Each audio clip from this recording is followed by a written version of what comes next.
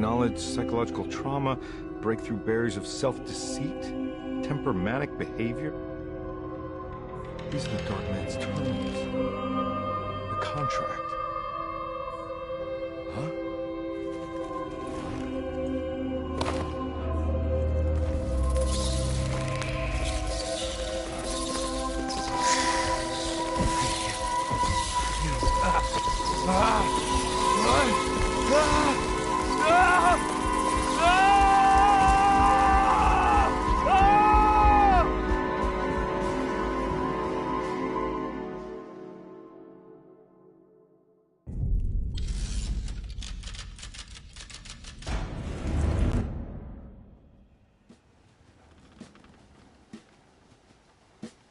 Hey. Hey, detective?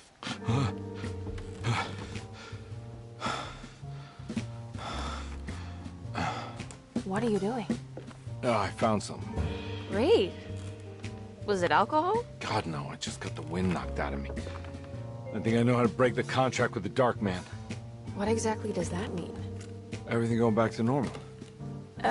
All right. I found some more information on Dorsetto and the patients. There are some seriously strange things going on here. I'm pretty sure 2 of the patients are dead, and maybe even the clerk. Oh, yeah. I kind of just gave up on worrying about that. Well, just keep your eyes open, I suppose. What were you doing again? Jeremy made a pact with the Dark Man to keep all the madness locked inside Dorsetto. All right. I'm gonna break it. I just have to... Where is it? Where's the talisman? It's around your neck? Ah! I worry, detective. Don't, I'm fine. I worry that you're not much help on this case. At least you're a good distraction. Trust me. You're getting your money's worth. At this rate, I'm an absolute bargain.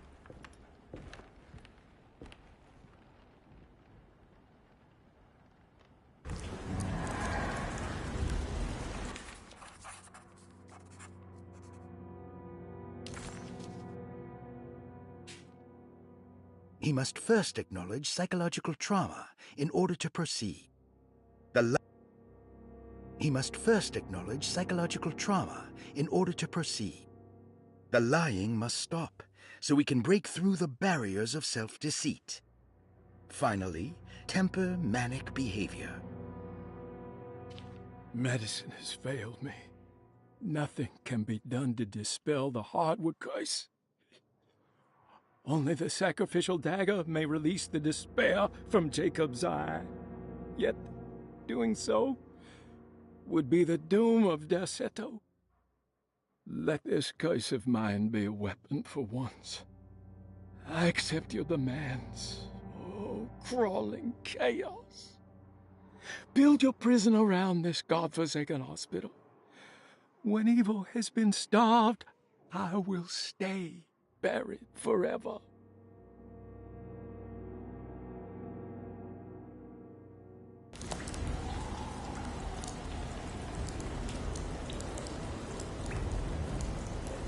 Hey guys, this is Getaway here, and I'm doing another episode of Alone in the Dark Remake as Edward Carnbe. This is what this evening needed. Some ambiance. That's locked now.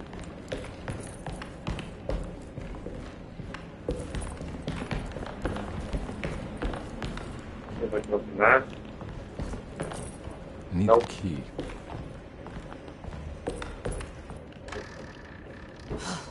Got to be around here somewhere. He wouldn't leave this house. I don't know what to think anymore. You run into that detective fella? Who is he? Can he be trusted?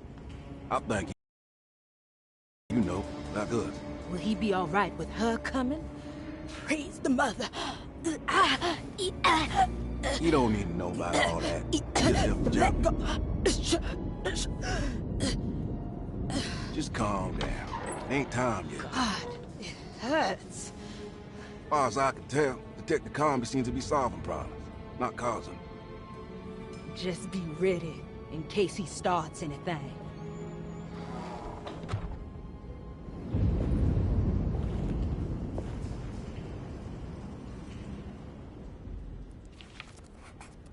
The two orderlies still hadn't found Jeremy. Carnbe figured this was good news. Emily had reminded him about some strange deaths at Derceto, and Carnbe wasn't sure who he could trust.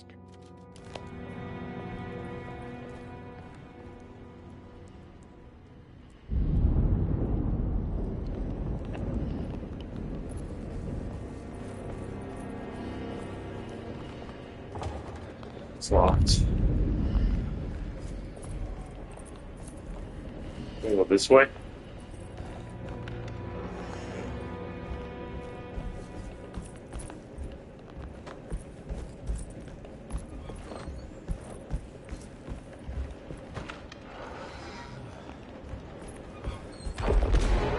It's upstairs. Christ, what the hell was that?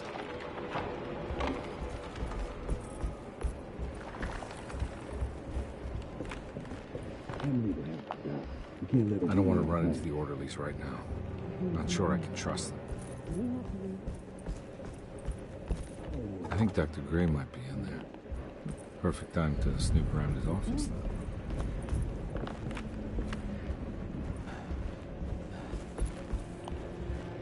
It's blocked.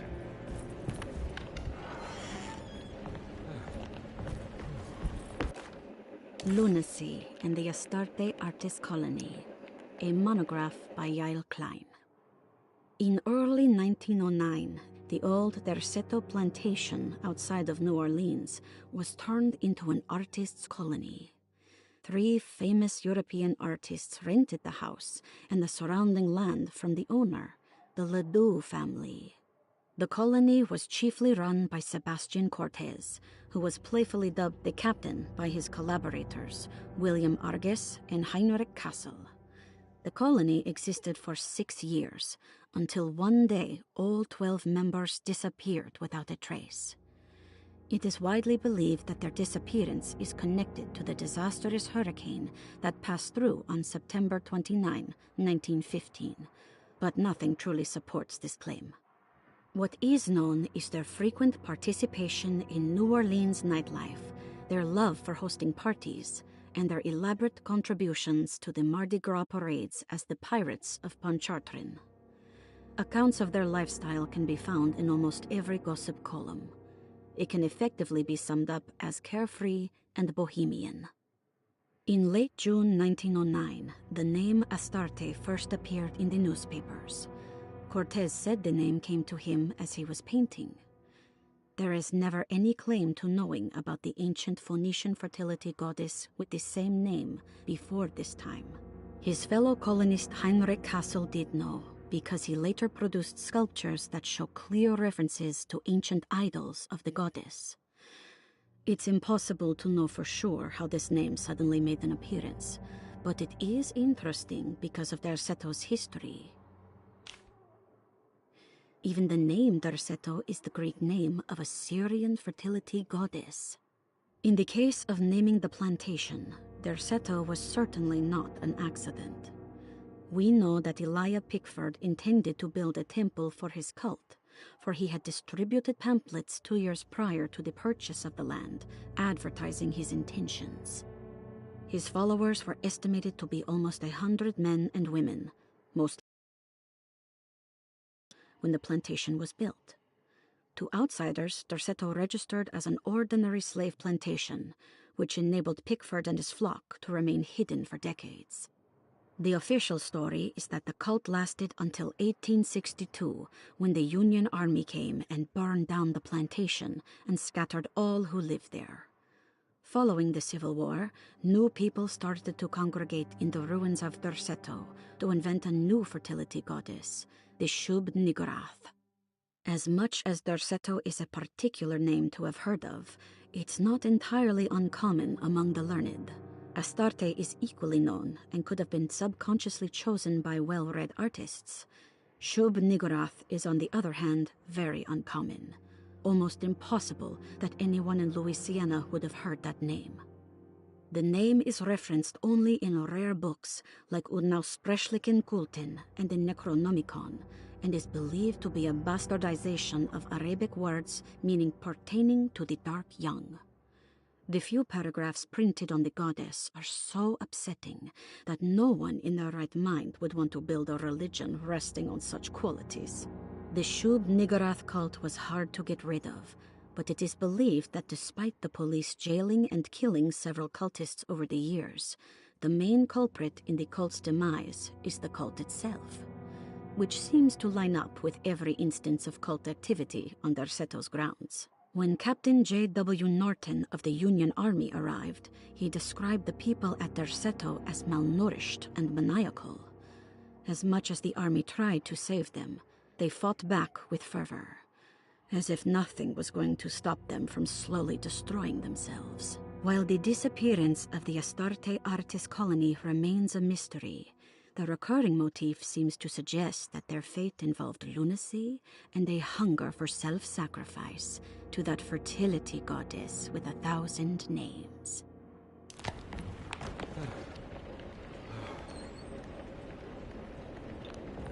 That's kind of creepy.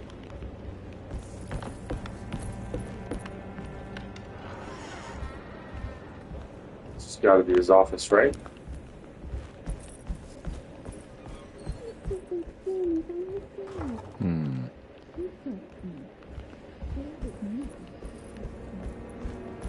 That's Jeremy in there. Check doors.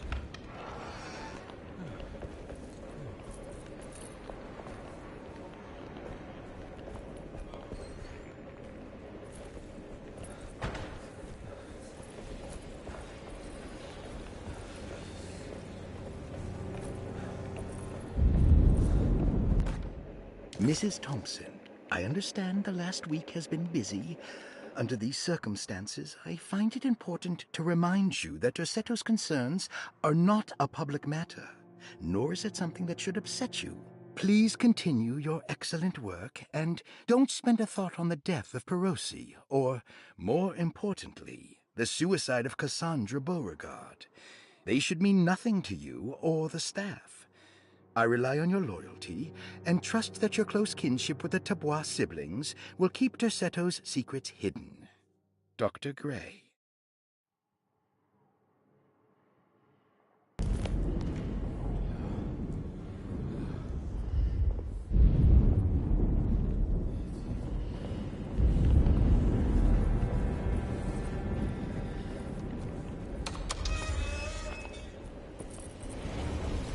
Now it's raining out.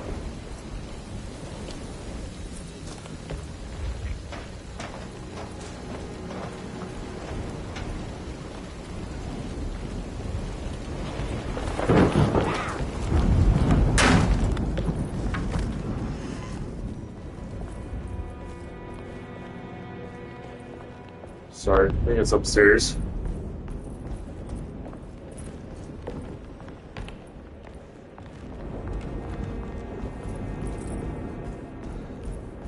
Either one of these doors.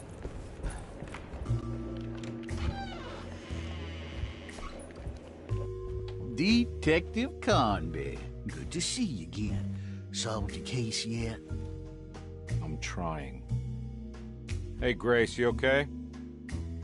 Oh, she is just peachy, Detective. Are you looking forward to the Feast of St. John, Grace? I can't wait!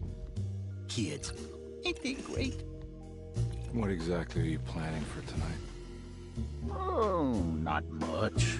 We eat, we drink, we pay tribute to the wishing tree in the conservatory. The usual. Then why all the excitement? There is just something about tonight. Something's different.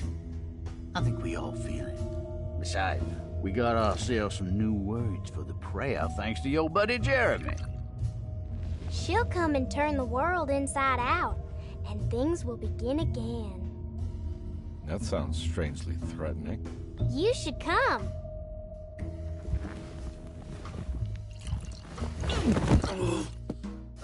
God damn it, Grace. Stay put for once.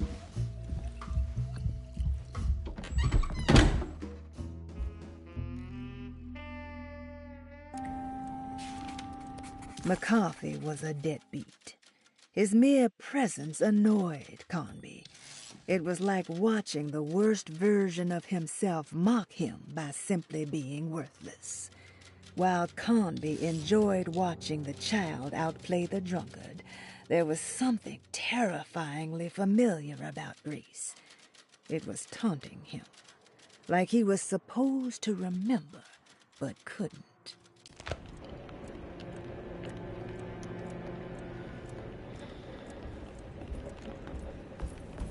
One of these doors. What's this one? Jeremy knew that the only one who could help him now was the guest in room number 3. The room seemed to have been empty for so long. But that wasn't allowed to be true. The story needed to be different. To include something from the outside, he would bring the guest back to room 3 and show them what was in that safe. 913. But those were not the right numbers.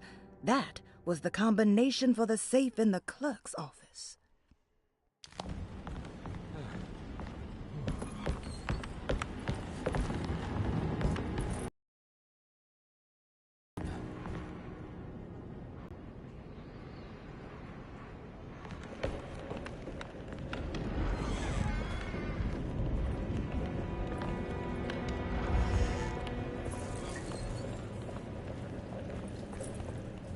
Got a hard time controlling this. Key. First hall for key. Better hold on to these. Wouldn't want them to get lost. Check this other door over here now.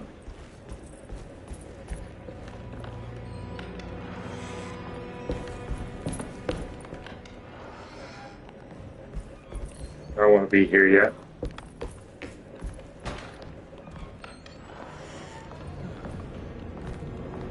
I'll do the video here.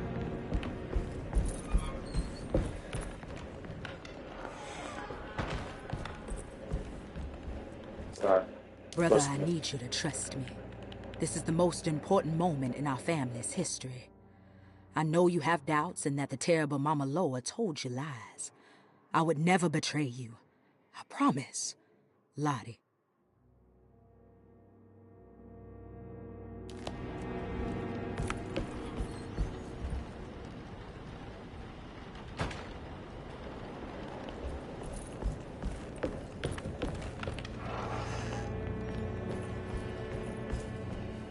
Check this door. Locked. First hall.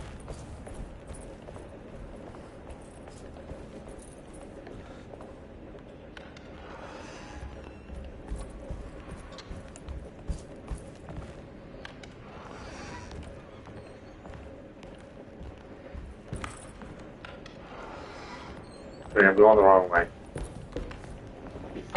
Open.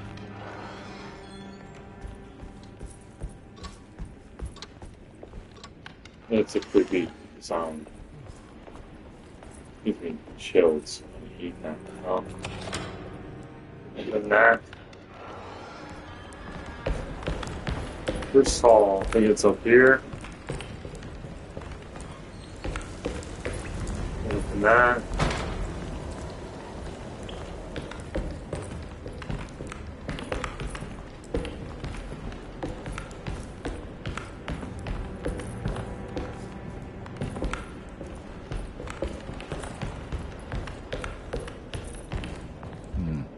I need the key.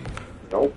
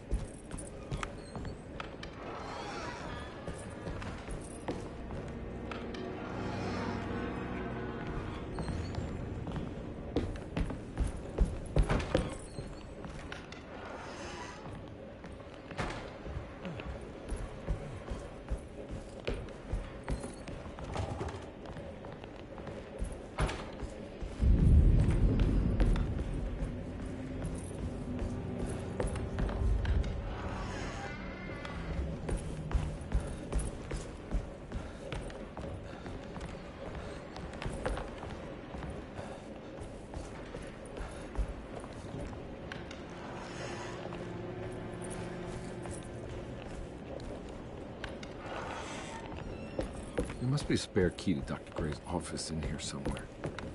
I don't have the combination for this. Maybe Jeremy did. Okay, 913. So 1, 2, 3, 4, 5, 6, 7, 8, 9, 3.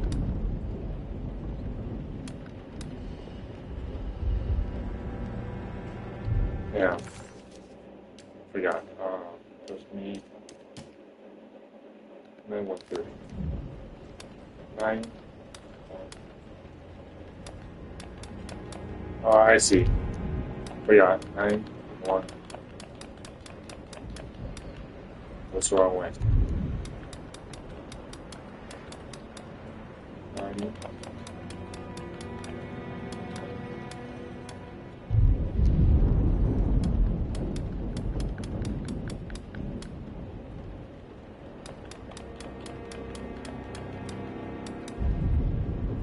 I'm doing this wrong. 9, 1. Why is it not working?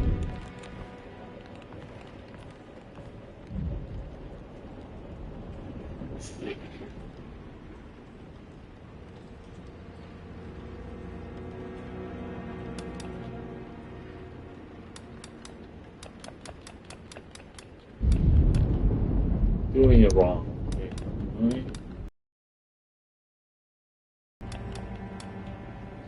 Okay, I have no clue why they have numerals like this.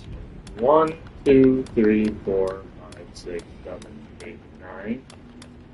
1. Good one.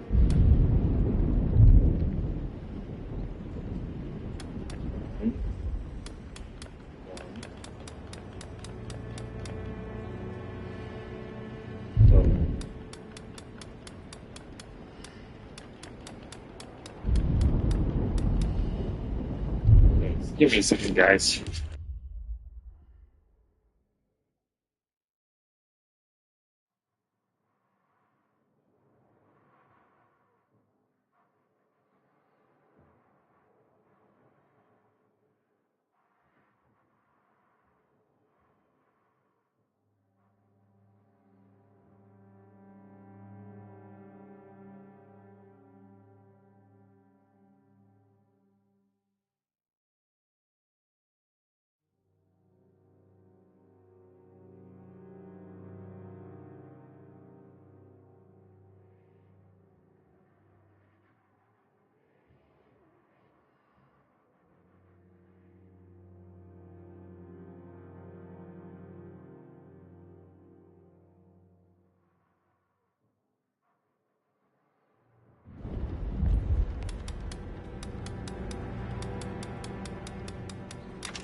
It worked.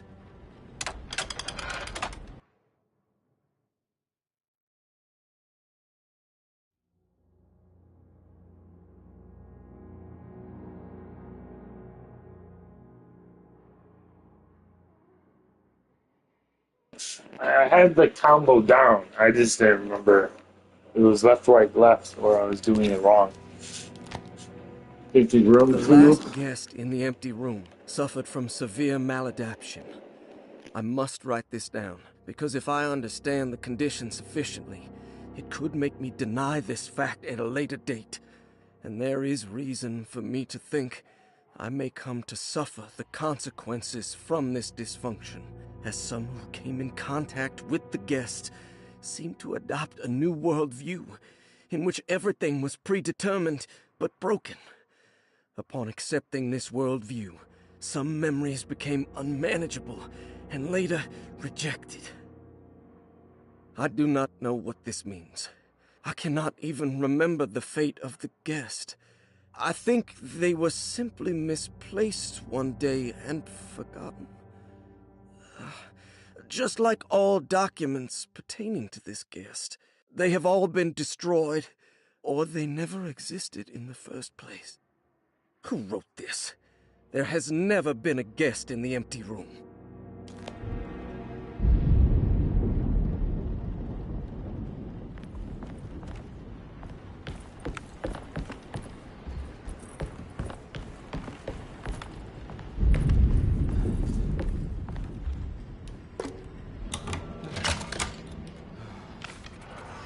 Dr. Gray was somehow mixed up in this business with the Dark Man, Detective Carnbe decided.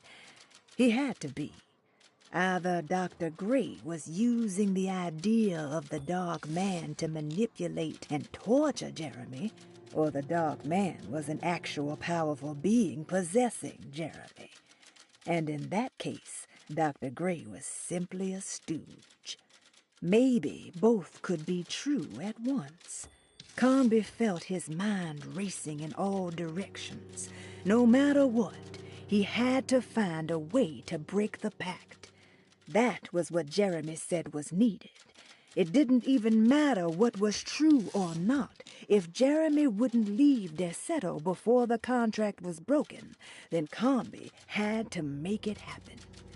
He just wished the steps on the contract made a little more sense.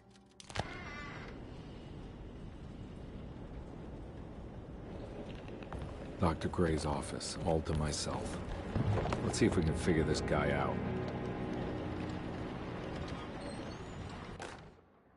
I have finished tidying up Miss Beauregard's belongings. I will leave it to you to contact her agent and have them collect her things. I found one of Grace's drawings she might want back, along with this key in her room, which I believe you've been looking for. Mrs. Thompson.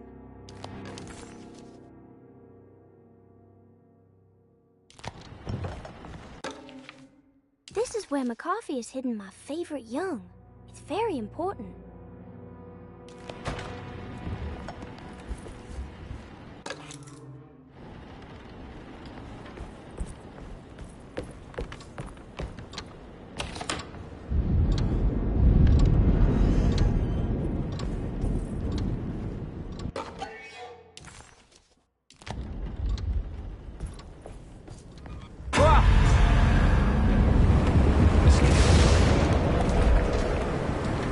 Now what?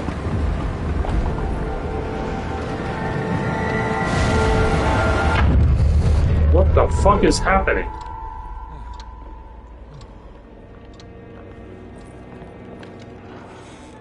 That wasn't in the original game. The original, one with Emily. I remember that. Dearest Dr. Manzetti, I find myself in a losing battle with my patient. As I've disclosed in my previous letter, his delusions have him completely captured. It's bad enough that he is torturing himself with paranoia, but his madness turns out to be quite persuasive to others, effectively laying the ground for mass delusion. I am writing to you in hope that you can give me some guidance. Beyond my ambition to avoid devastating surgery on my patient, I have grown worried about my own defenses. The words of my patient are deranged, yet they often resonate with something primitive within me. I have tried photographing his brain with X-rays. It was surprisingly difficult to get good results. Dark blotches on the plates kept obscuring all details. My patient looked at the bad plates and cried out in terror, telling me the dark areas was the shadow of the worm, eating him from inside. I could not see anything out of the ordinary. I hope this is a sign that my mind is not as receptive to the madness as I had feared. After further inquiry, my patient described the shadows inside his mind as some kind of chthonic monstrosity that wants to undermine his sanctuary.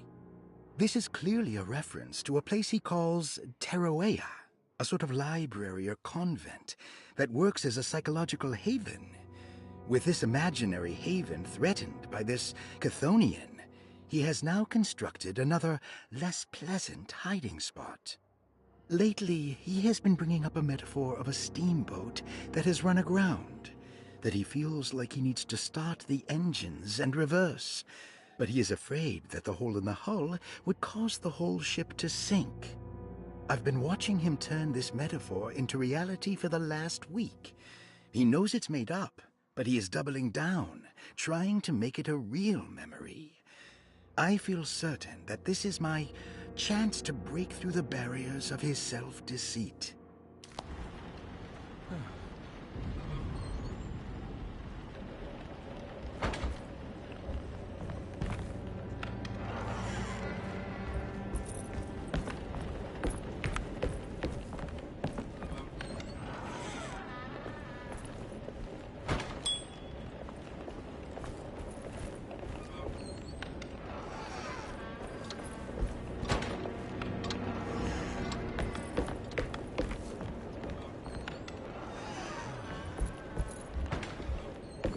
Here. This way.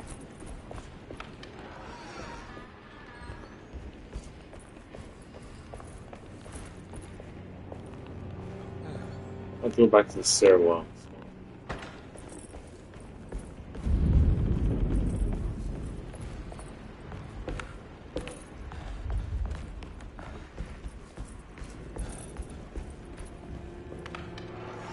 Not that way.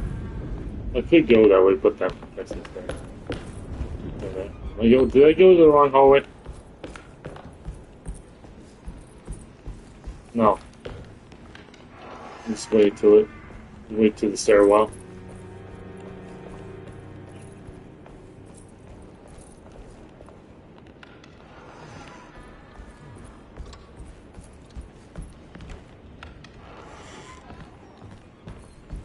No.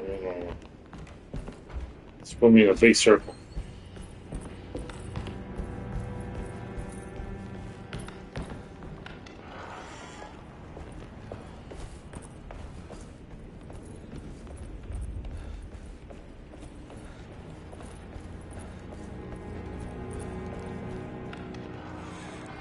There we go.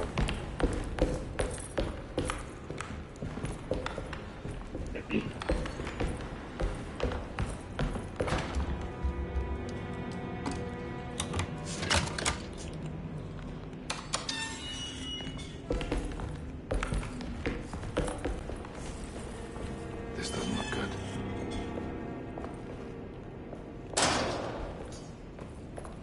Red door. Never good. Remember, Silent Hill. I need the key.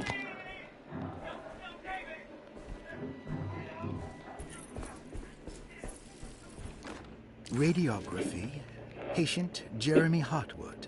Date June 14, 1930. Plates. Jeremy's skull proved difficult to capture properly. Partial radiographs worked best. A complete picture of the brain can be assembled by piecing 3 plates together. Observations. Even when looking at an assembled version, a shadow covers significant parts of Jeremy's brain. Possible tumor, but more likely that the equipment is failing. Jeremy reacted strongly to the pictures and claimed to see a giant clay worm eating and displacing his memories. Notes. While this exercise has left me nowhere closer to an answer, I feel confident that a Burkhart lobotomy should sever all necessary parts.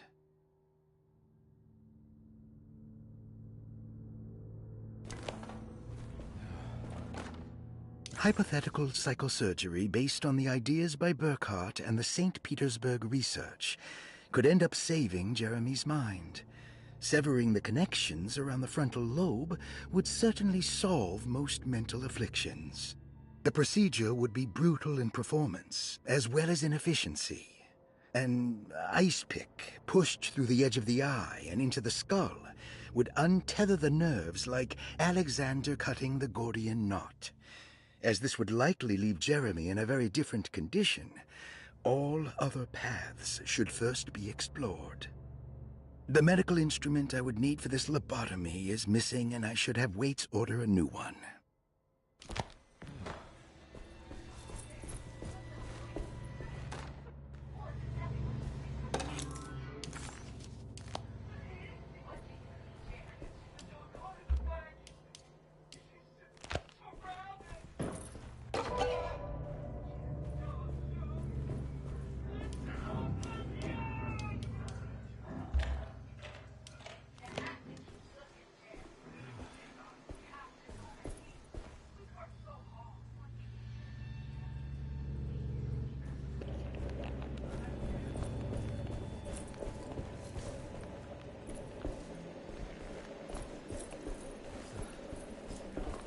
What was it, Silent Hill?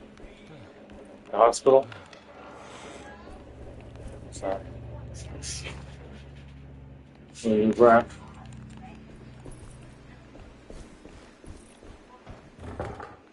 And open that. Red door. where I came from.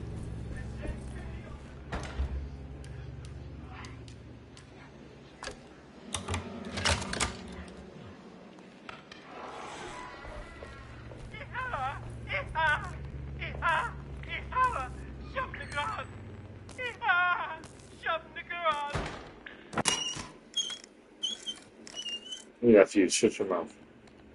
Don't mind if I do. Let's shut him up. Go back. And where? Oh, that was really loud. Hang on. I can't open that door. Where is the fuse? This way.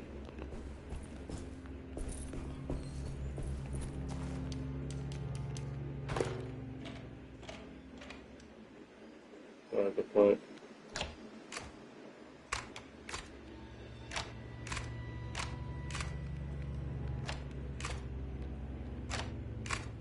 No.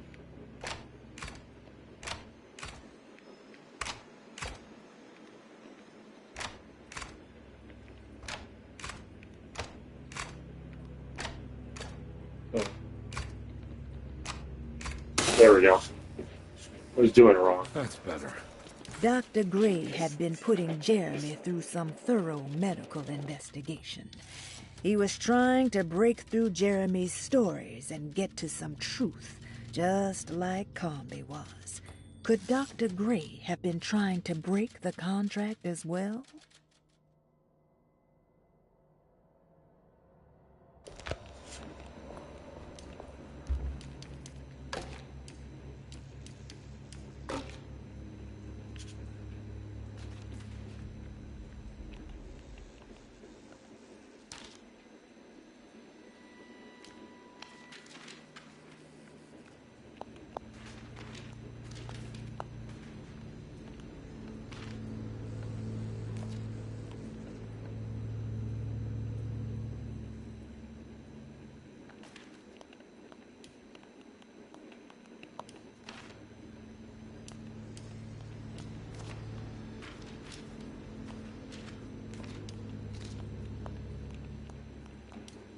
This is really weird.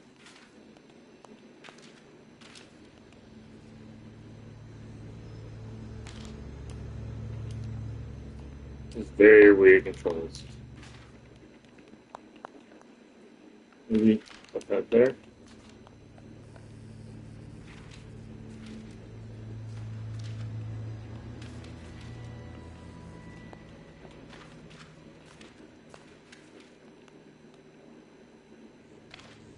How do you expect me to do this if this is the way it's designed? So stupid.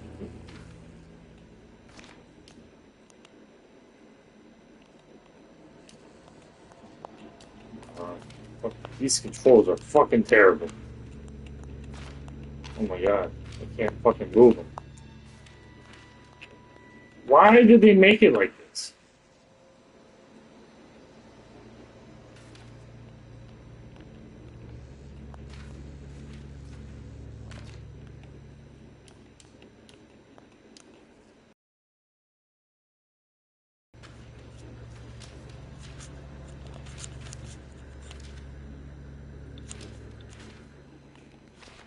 So stupid.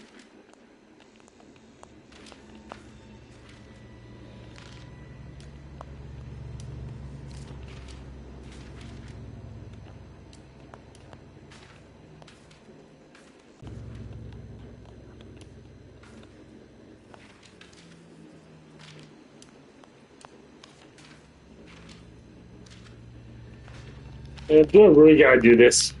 This is stupid.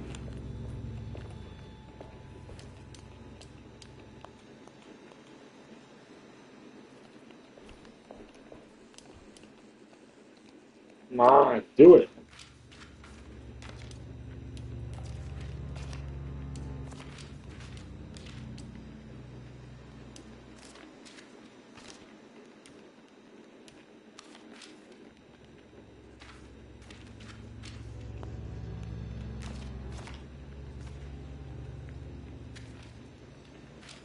Can't move it to the left, so you just have to do it this way. This is stupid.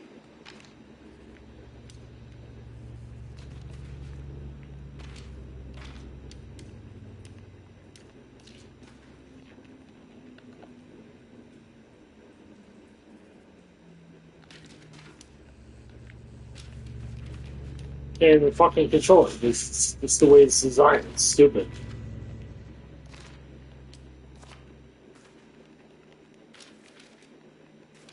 Yeah, anyway.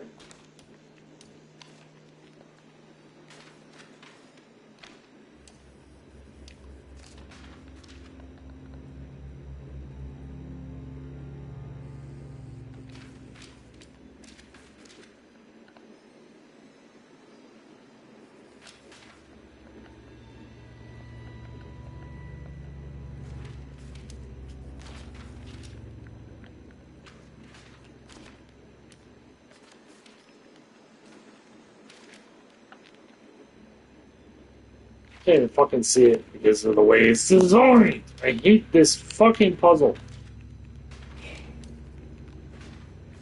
You can't even fucking move it the way you want to. It's horrible. Oh, that was it. Come on, these controls.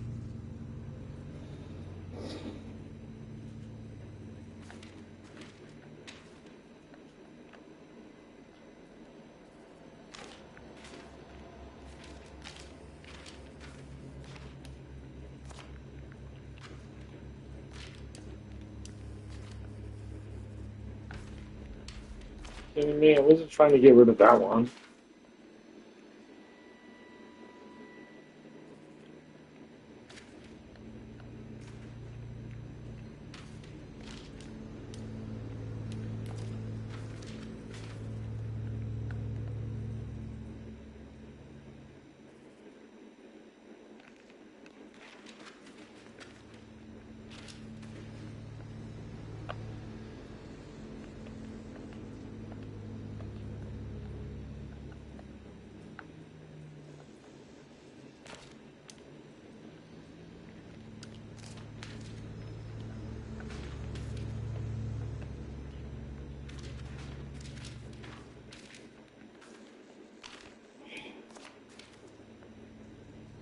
Can you please?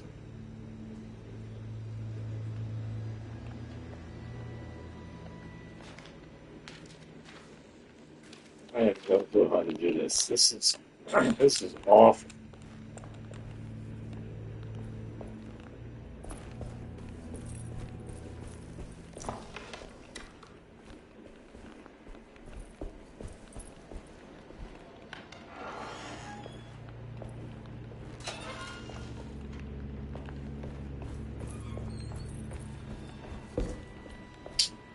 Of course, the door shut on me when I got to it.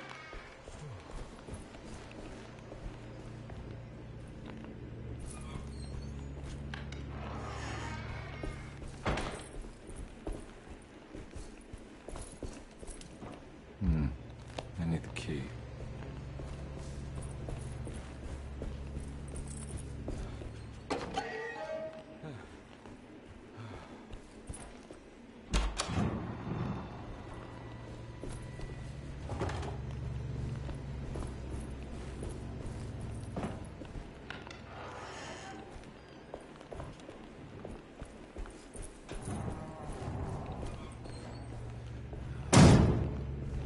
It's very loud.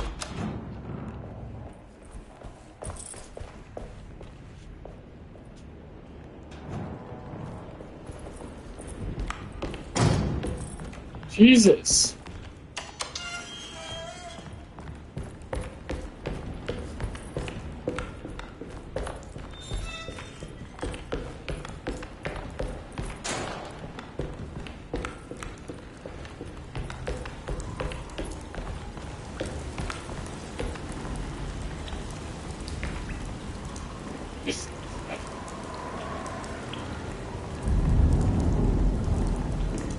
Come on. I'm stuck on the wall. That was bull crap.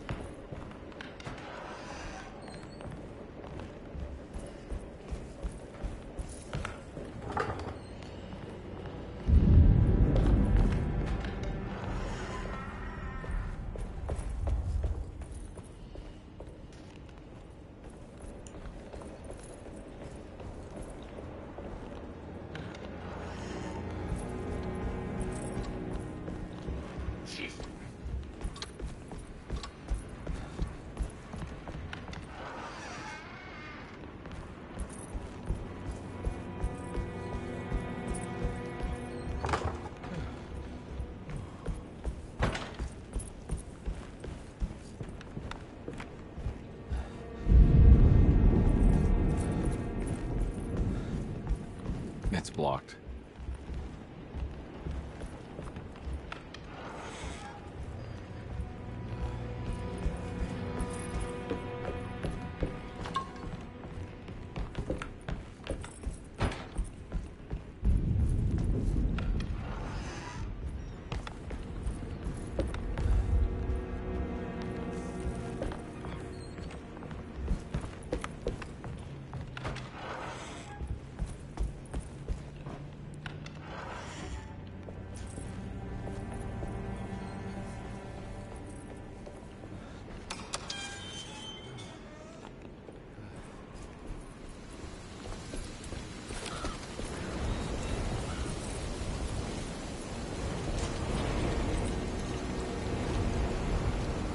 It goes down.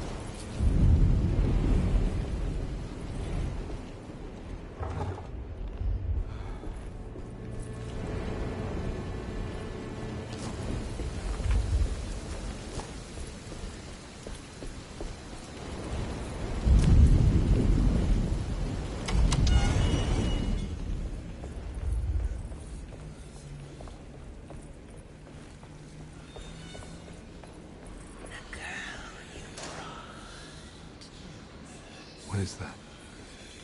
You must see this through. One of the young. This is it, Edward. Now is the time. Let it happen. You want this. You need this to matter.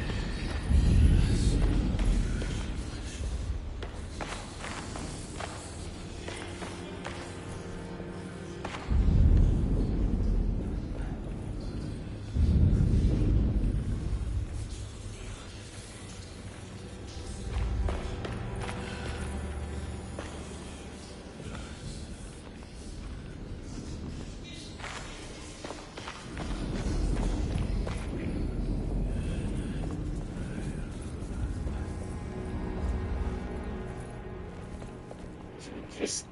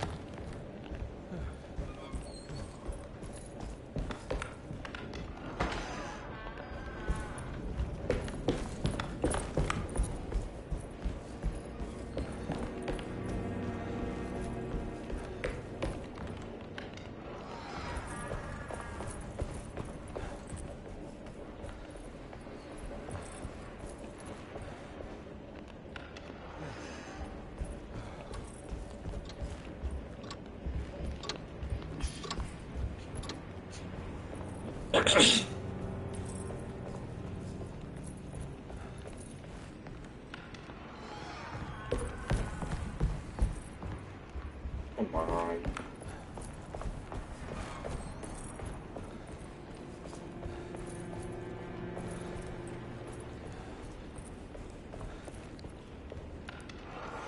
There we go.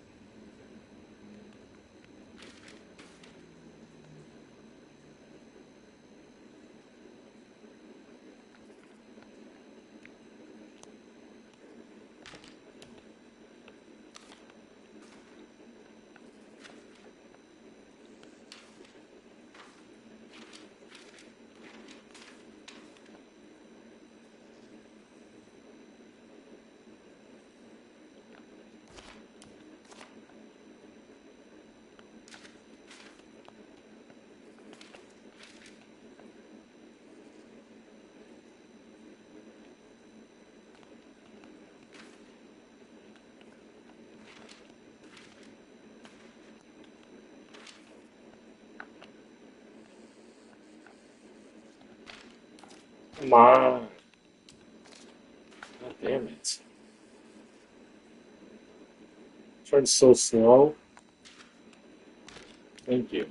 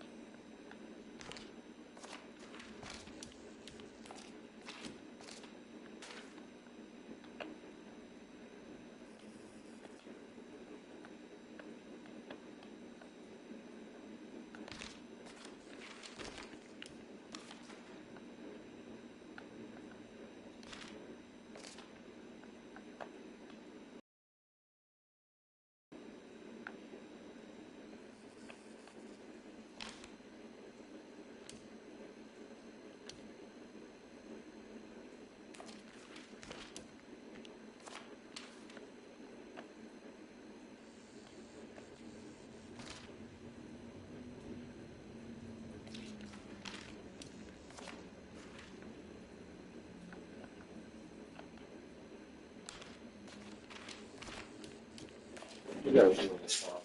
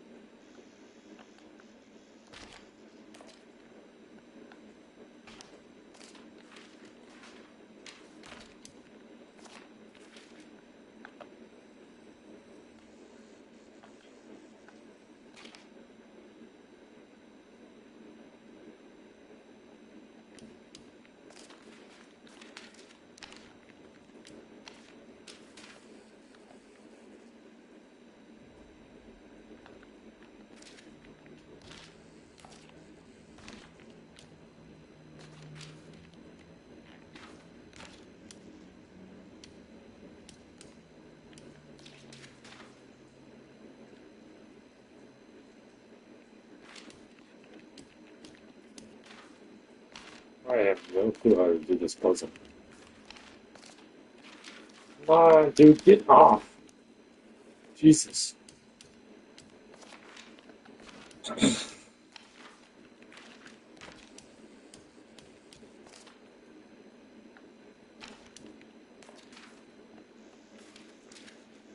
It doesn't always fit. I don't.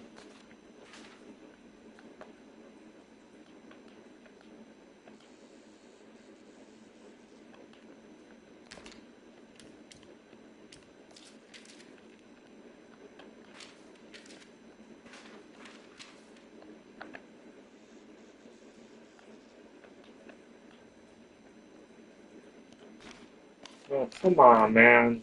I fucking hate how it doesn't always cancel it. Oh. When I cancel it, push it on the spot. I hate that. It's like very delayed in my end.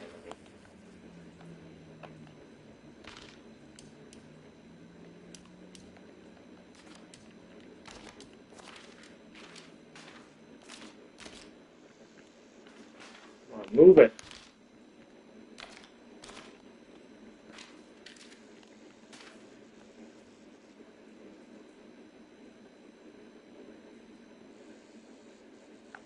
That's not it either. Oh my god, this is stupid.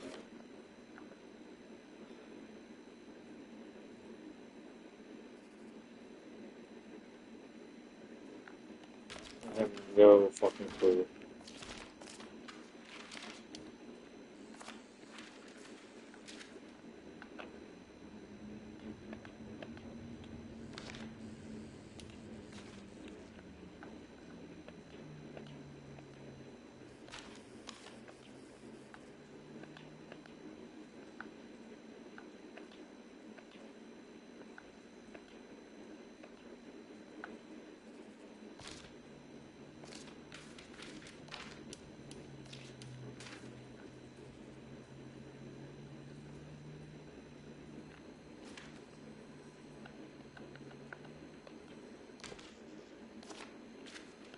It looks like that will be it. No, it's not. Yeah.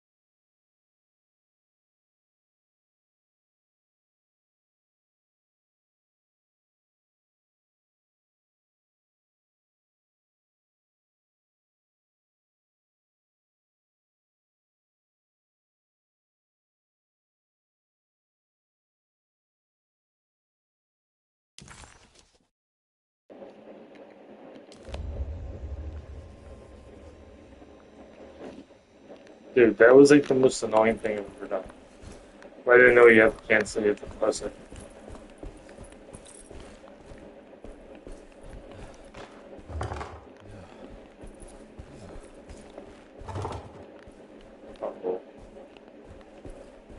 Every door is locked. Yep.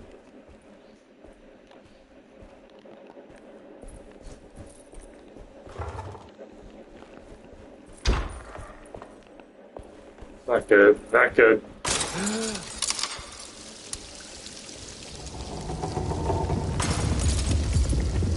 Why does this keep happening? What am I supposed to do?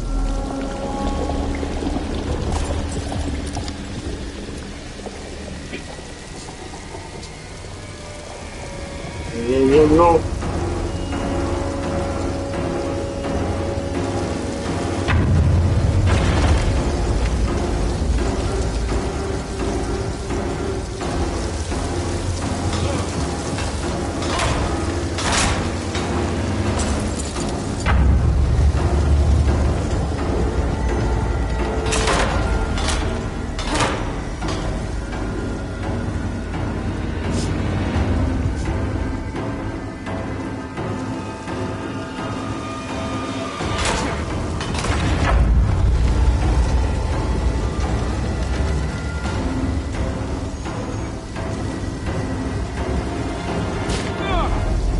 Well, how am I supposed to do that?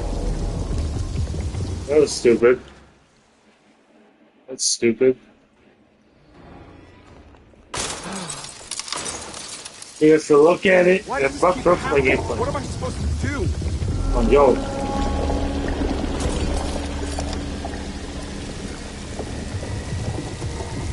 Dude, please go faster.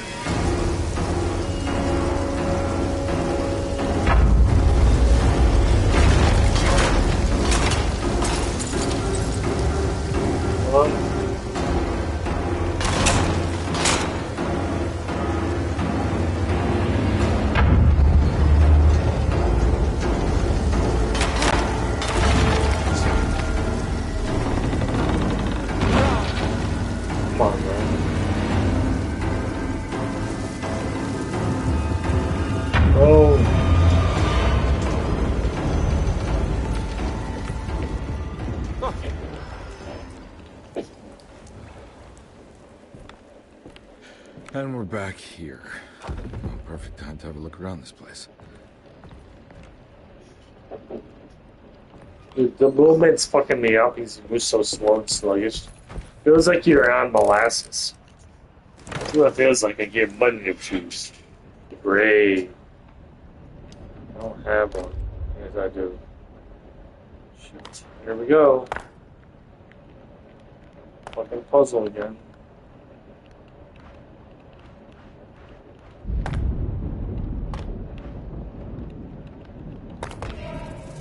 Got it. That was easy. So, I have it written down. Don't get me. Don't go wrong. So, talisman. What is it?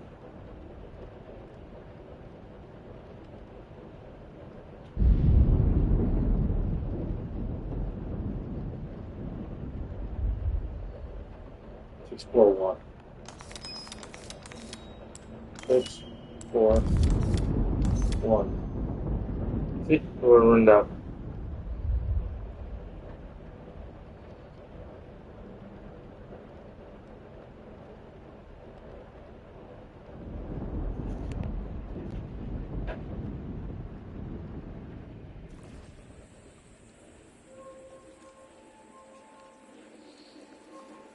I did play the Emily campaign before I did this part. So I ain't going down there yet.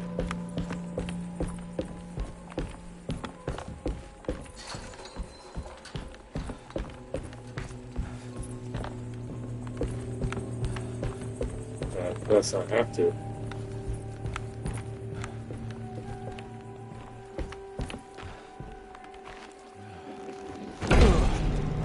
No, this is where Jeremy's hiding, right? Hello? Is anyone there? Jeremy? I need help! Wait. Can you hear me? I'm stuck in the mud and the fire is taking Jeremy, me. where are you? The motor is dead. I can't do anything more. Hang on, Jeremy. I'll figure something out. I'll get the boat running. Jeremy was calling out for help, But Carnbe couldn't figure out where the voice was coming from. For a moment, Carnbe wondered if the boat itself was Jeremy, or if he was below it somehow. It didn't matter right now. Jeremy was clear on one thing. He wanted Carnbe to get the steamboat running and out of the mud.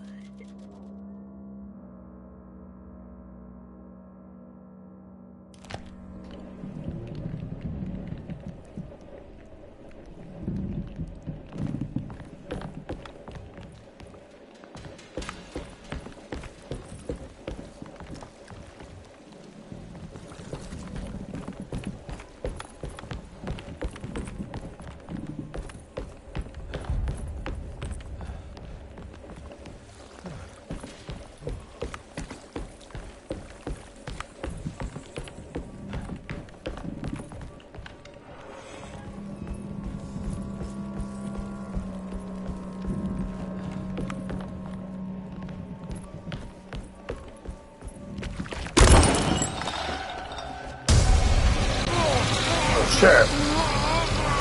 Yeah.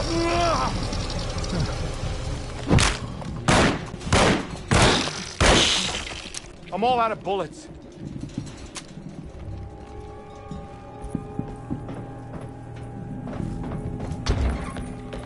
I'll check this way real quick. The boat's wedged itself right into the bayou. If I get the motor started, I could try reversing back into the river. I ain't going here yet. I'll check that bench when we come back. Just let it see it in the last second.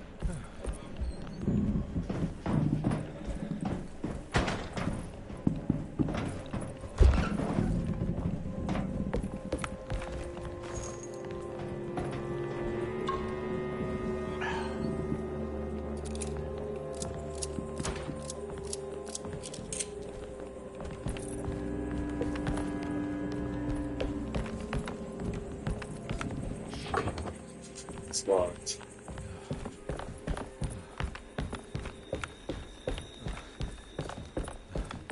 You upstairs.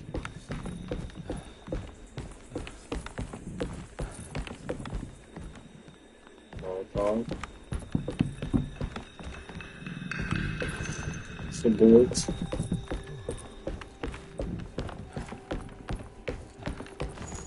No, it's the bullets. Okay.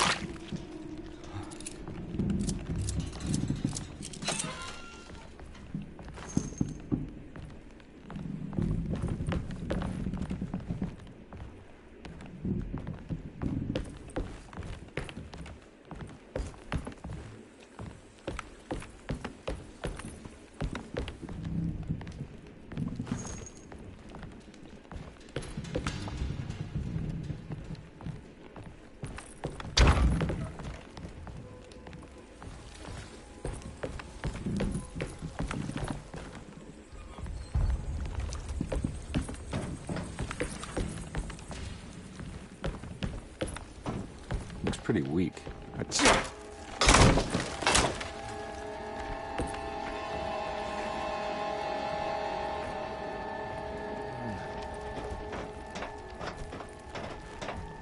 No, get down. I wasn't pressing up, game. Go down, please. Oh my god, I can't believe it's down.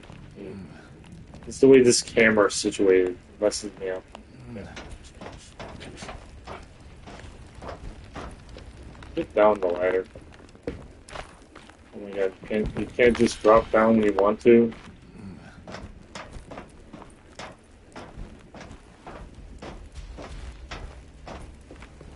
Ah, man, I hate the movement in this game. Way too slow.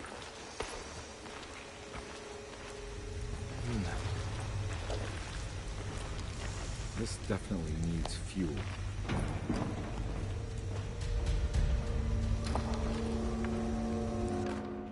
Empty gas cans.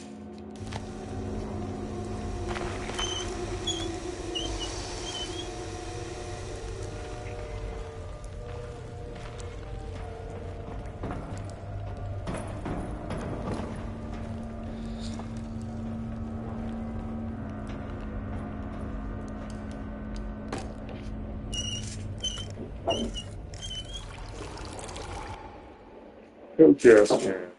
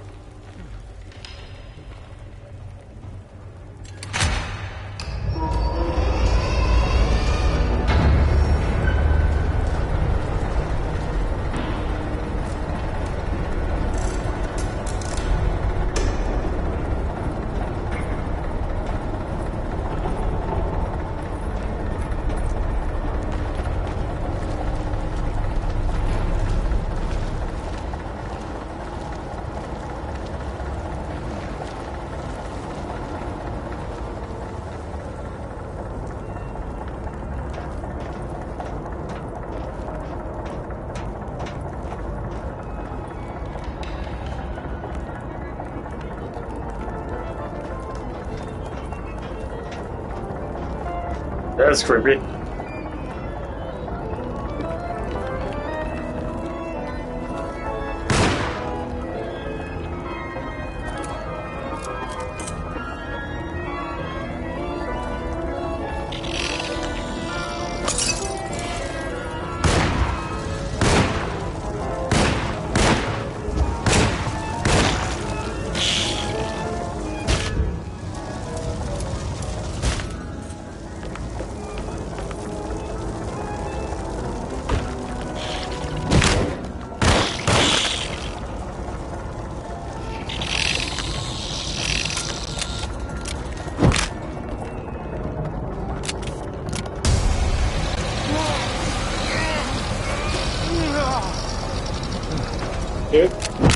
Dude, reload your gun, please.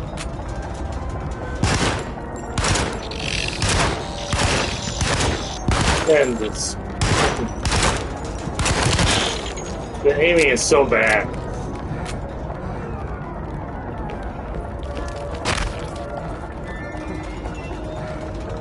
See you in there.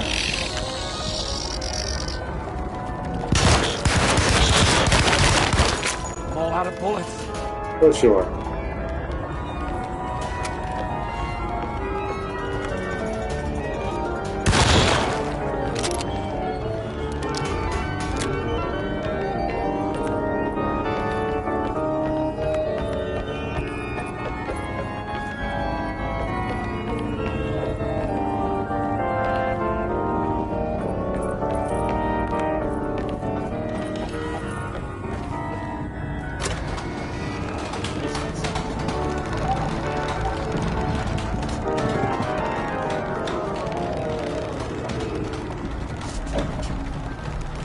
Crawling away.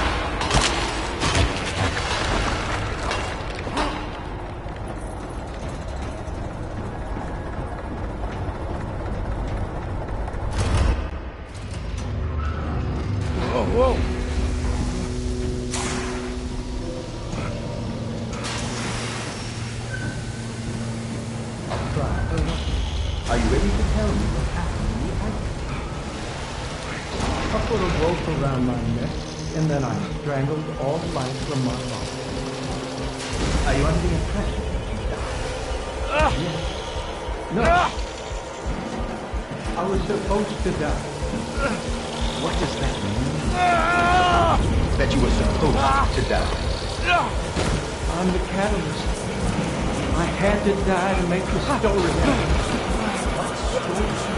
What are you referring to, Jeremy? 30 years ago, Frederic needed me to die. You're not making any sense, Jeremy.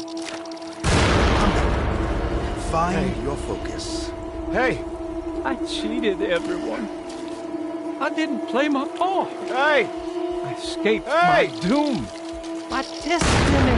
Again, find your focus. Hey, I'm right here. What the hell is going on? Now everything is wrong. Nothing is in Hey! place.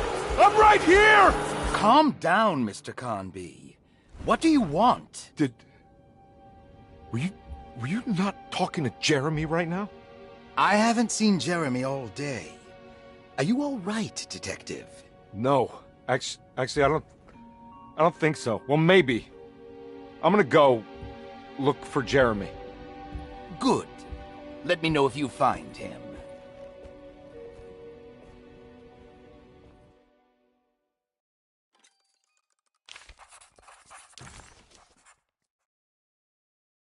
Jeremy was calling out for help, but Carnbe couldn't figure out where the voice was coming from. For a moment, Carnbe wondered if the boat itself was Jeremy, or if he was below it somehow. It didn't matter right now. Jeremy was clear on one thing. He wanted Carnbe to get the steamboat running and out of the mud.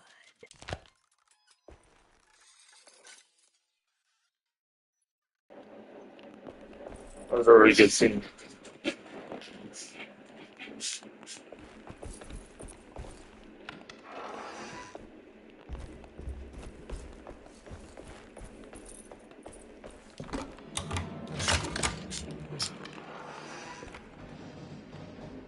Are you kidding me? No.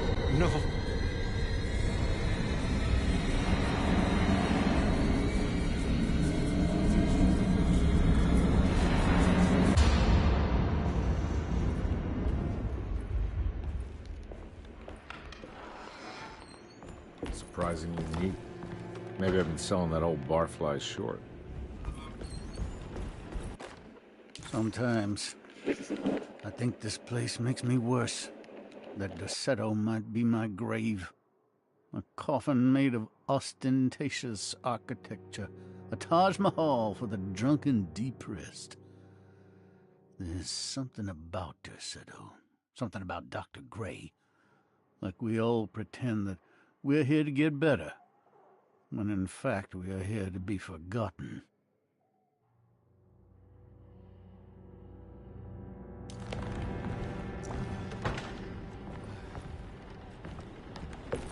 Looks like McCarthy has something hidden inside.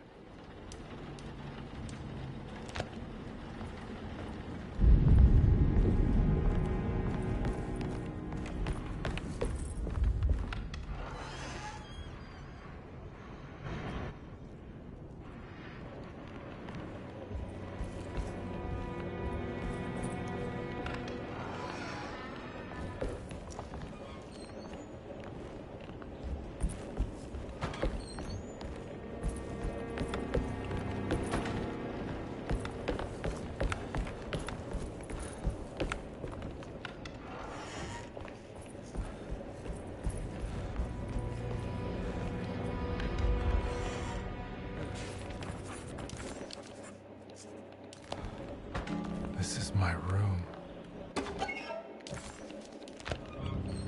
I recognize this view.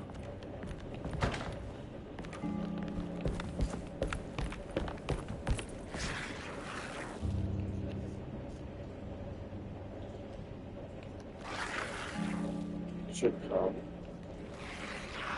I mean, it's real. I know that number. Where's that from?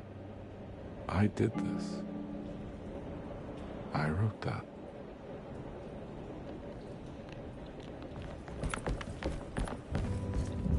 I know the combination. I carry it with me.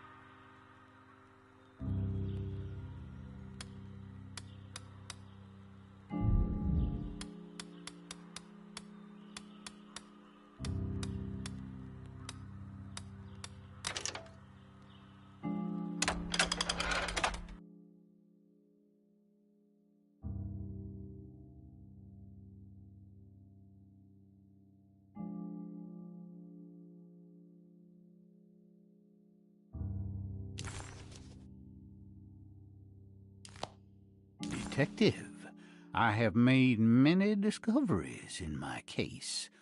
The child we want is safe, thanks to good people like me and you. We're so similar, but you don't see all the things I do. To find your man, Jeremy, you also need to look for the girl. It has always been that way. The young deliver us all. You should have a look in my room. There's a piece of the puzzle you will need. Take care now. My coffee.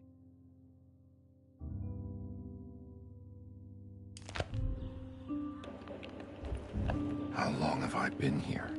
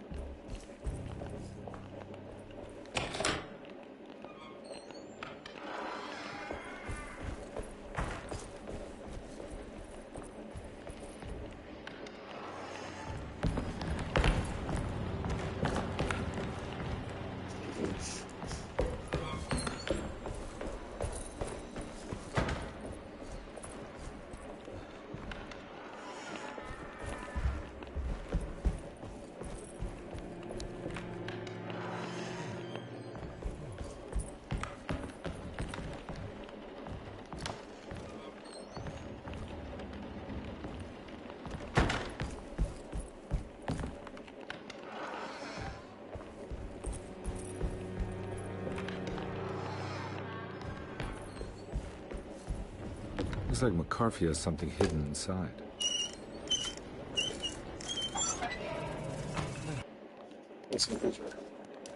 Why would McCarthy lock this up? Was he trying to keep Grace from completing the shape? If so, couldn't she have just made another drawing?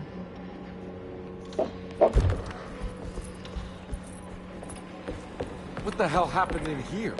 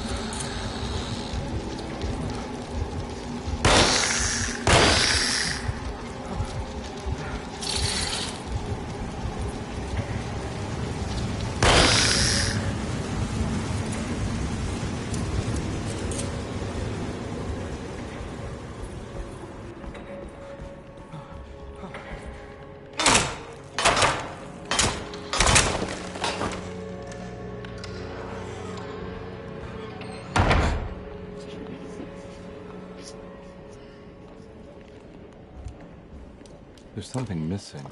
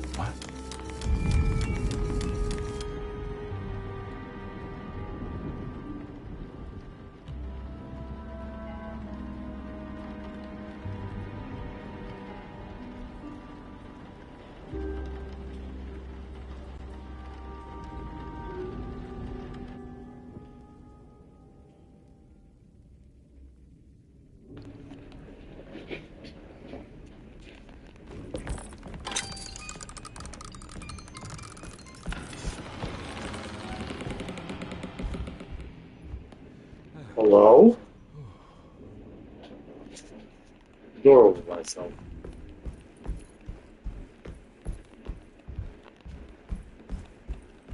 I have to go through that door. This is way different than Emily's campaign.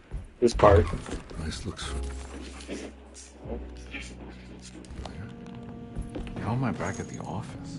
Jeremy's never been here. That's me, isn't it? How long had it been since I drowned myself in drink and depression? And it all felt so peaceful, slipping away into oblivion. A welcoming, dark voice wrapped around my mind like a heavy blanket. It turned off suddenly as I woke up from the sound of my office door closing shut. A messenger had left a telegram from Mrs. Saunders. She had a lead on where to find her husband and her kidnapped daughter.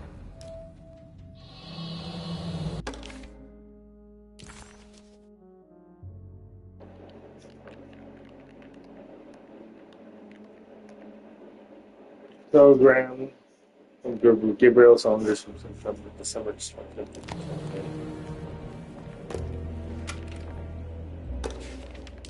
Something featured with cooking from December 23rd, 1928. God, I used to drink Photograph of a so man. much back then. When was this exactly? What case was I working?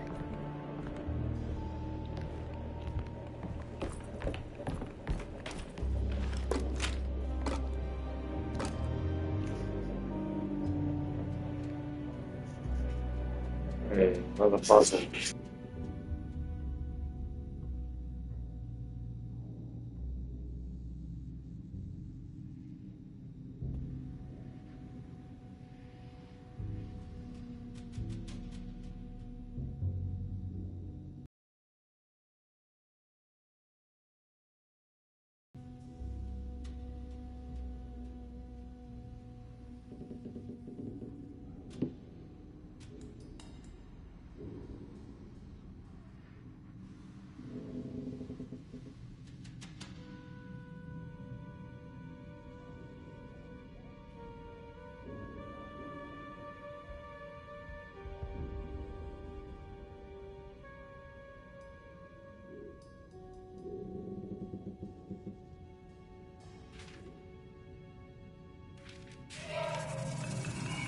I remember this case. Some kid got taken by her father, headed out of state. But he had made a mistake by selling a painting that his wife actually cared about to a collector named Thornhill to fund his venture. That's how I tracked him down. At least I think so.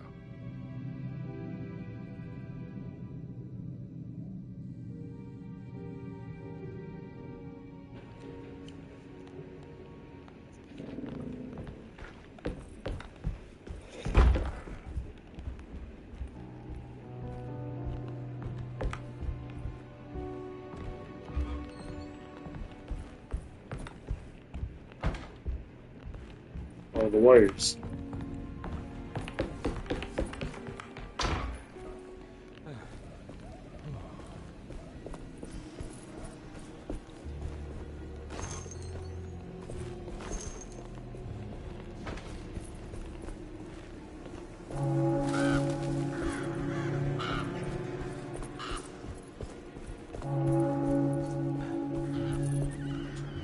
Thornhill wasn't a bad man, but he had principles keeping him from handing out information about his deals. So he needed some convincing.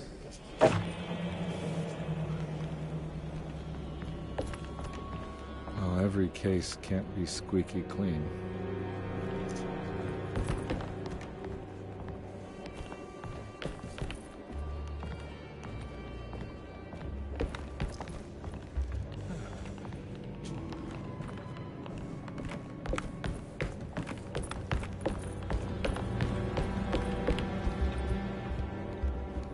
Mr. Saunders had sold a valuable painting to Thornhill, hoping the money would carry him to wherever he was going.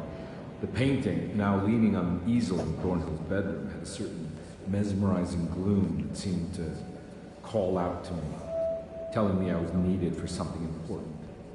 I felt myself falling into the painting, only being brought back by Thornhill, thrusting an address to a Hotel St. George into my hand, and asking me to get the hell out.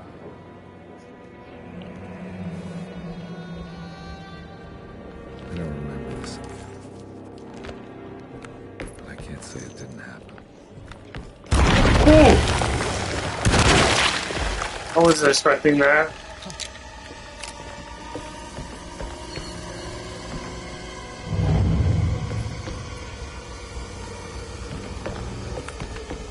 No, I don't want to sneak. Let's go. That scared the hell out of me, guys. Up, down, please.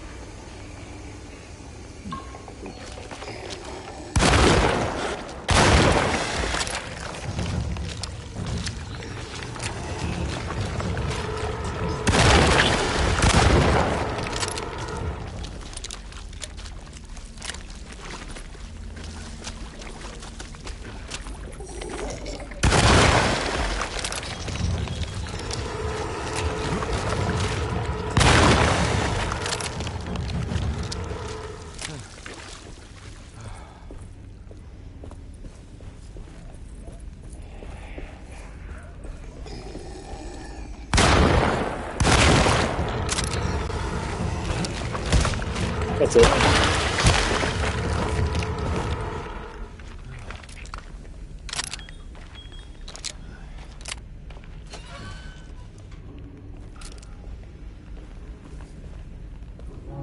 The train's here for some reason.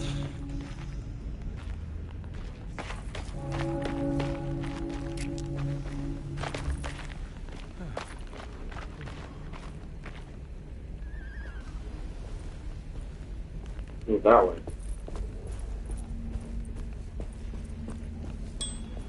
What? It looks like.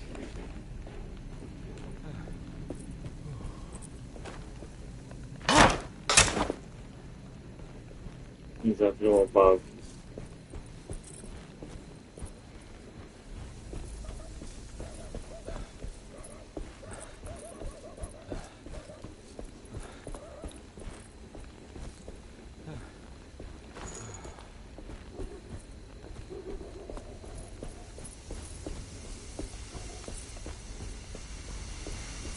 On my way to the hotel, the Morton gang caught up.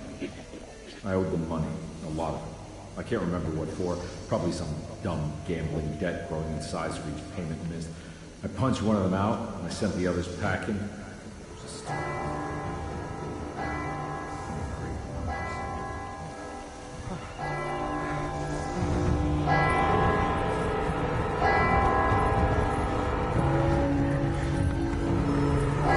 Whoa! Hi. Oh my god. You have to fix the hat.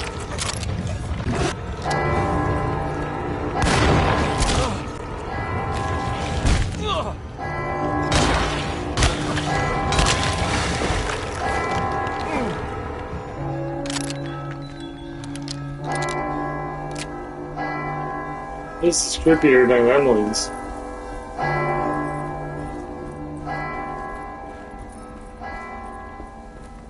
I like the rain.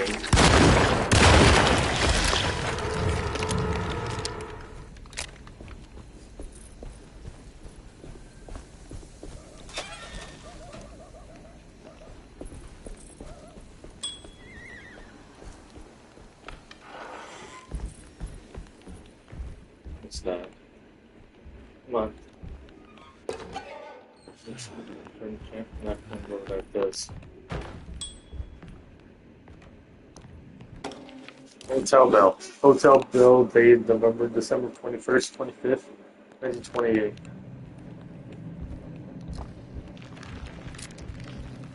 I found it. In the hotel ledger, I recognized the handwriting of the signature, Ted Stryker. It was him. I could feel it. It was the kidnapper I was hunting. I put on my knuckles and hurried up to his room.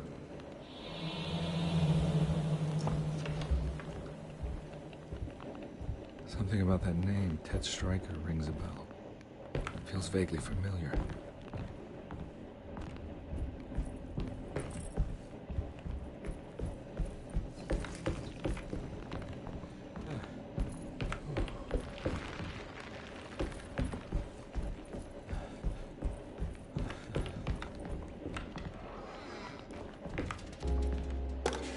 Business card. David Thornhill's business card. I recognize this room, but I didn't catch up with them here. I must have followed them. But where?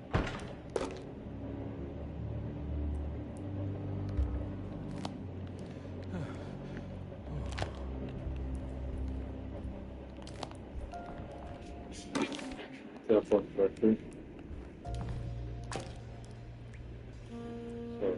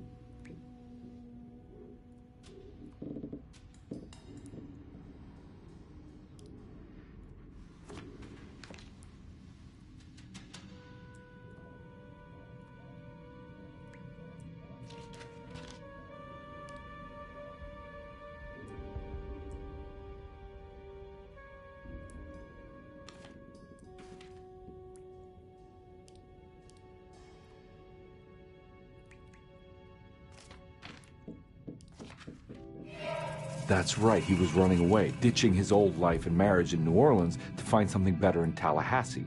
And he took his daughter with him against the will of the mother. That's why she hired me. But I stopped him. I caught up with him at the Pearl River Bridge.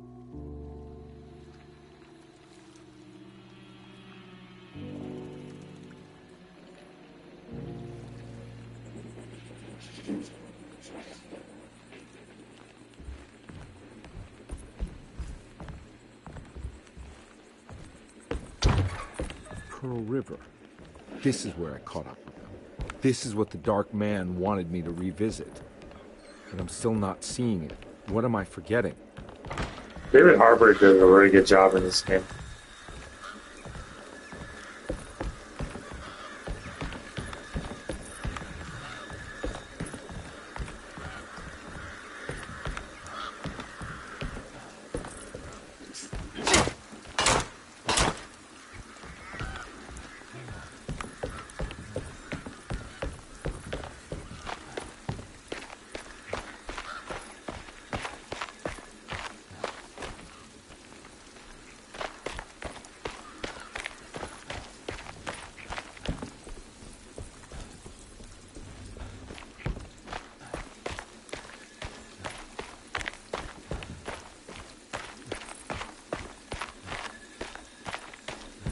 Both ways. Give me a second.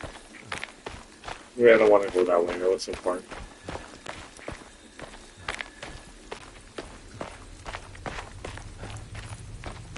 That's the bridge. No, that's part of the story. Give me a second. Check over here.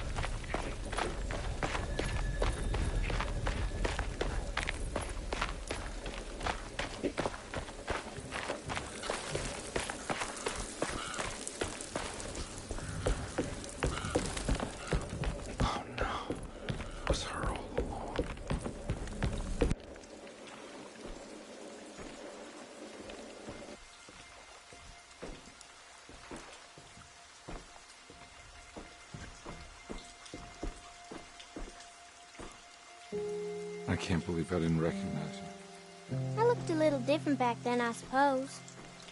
Was any of this real? How do you mean? This day, just... so much is happening. I can't... I think I've lost my head. Do you need me to apologize? I mean... I am sorry. I don't think I need to begin to explain. You're just a kid, Grace. I'm really sorry. I didn't mean for it to happen. Lies. More lies. No, really. I thought I was being a good guy by handing you over to your mother. I didn't know. I couldn't have known that she wouldn't care about you. I don't know how this works. What is this for? Some form of admission of guilt. Maybe acceptance. It's what the Dark Man wants. I guess we just watch my father die again, then. You think he's alive? I know he is. He's down there, scared that he won't be able to get out. That he will drown with his daughter again. What are you saying? We gotta save him! We? Do it yourself. I'm down there with him, remember?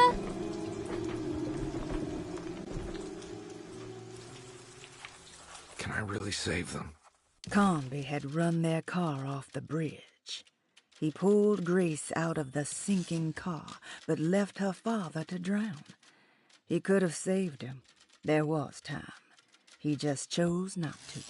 Instead, he took Grace at his pace. This all happened so long ago.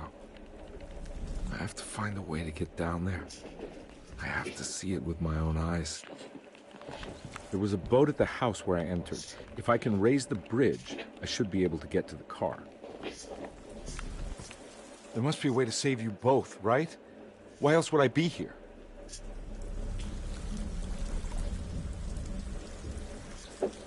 It's not gonna answer me. Don't worry, kid. I'll think of something.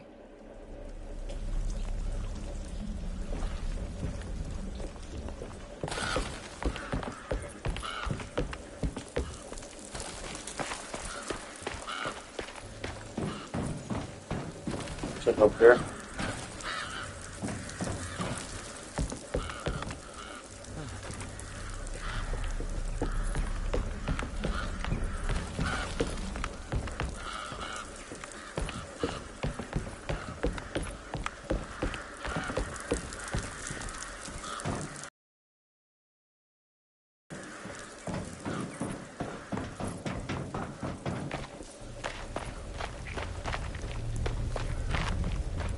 I can't go that way.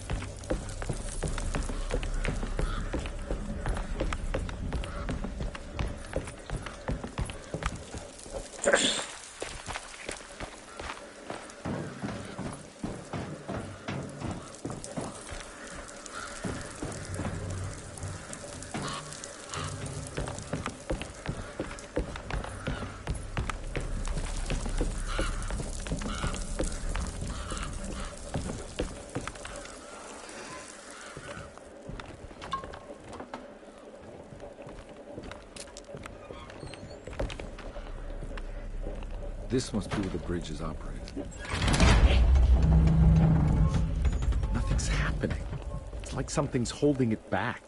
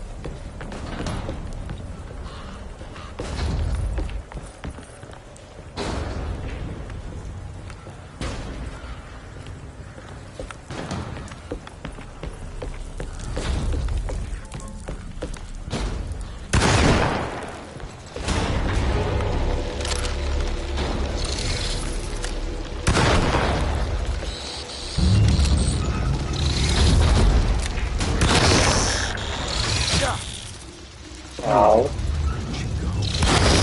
She didn't jump.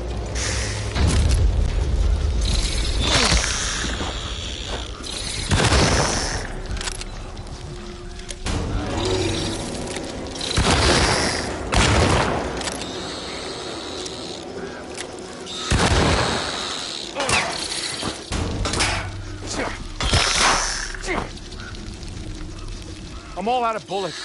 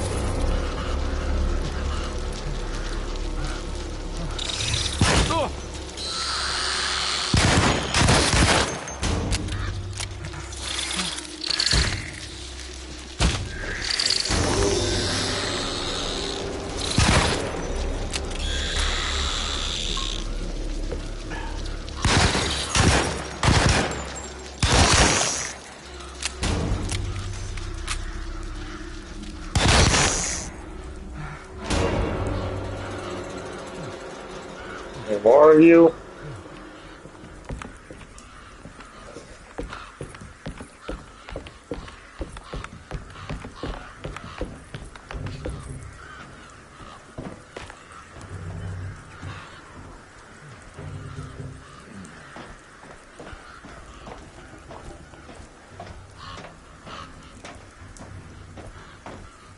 Oh, come on.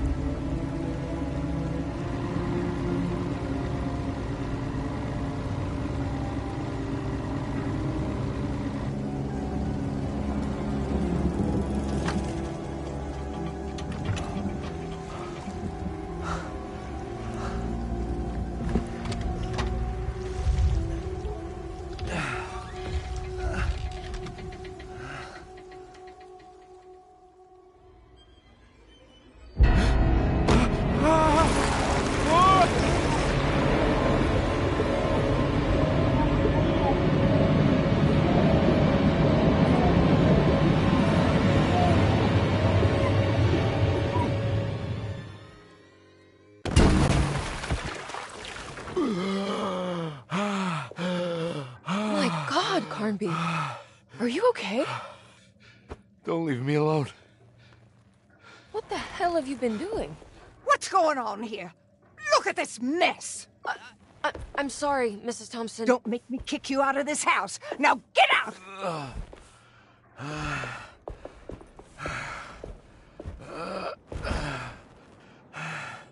Hey, Detective. Mr. Carnbe. I'm really worried about you. I'm okay. I just need to catch my breath for a moment.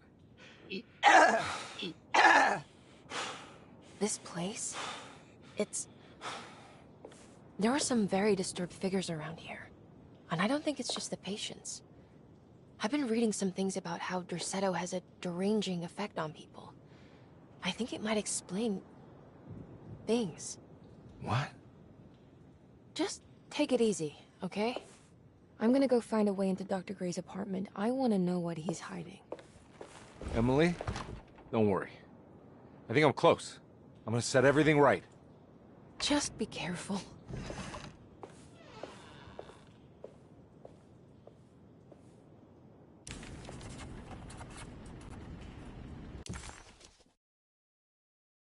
Carnbe had run their car off the bridge. He pulled Grace out of the sinking car, but left her father to drown. He could have saved...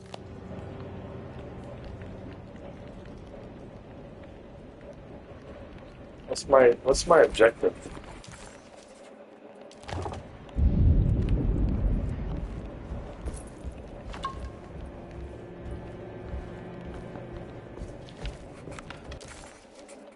A glitch keep showing the same thing.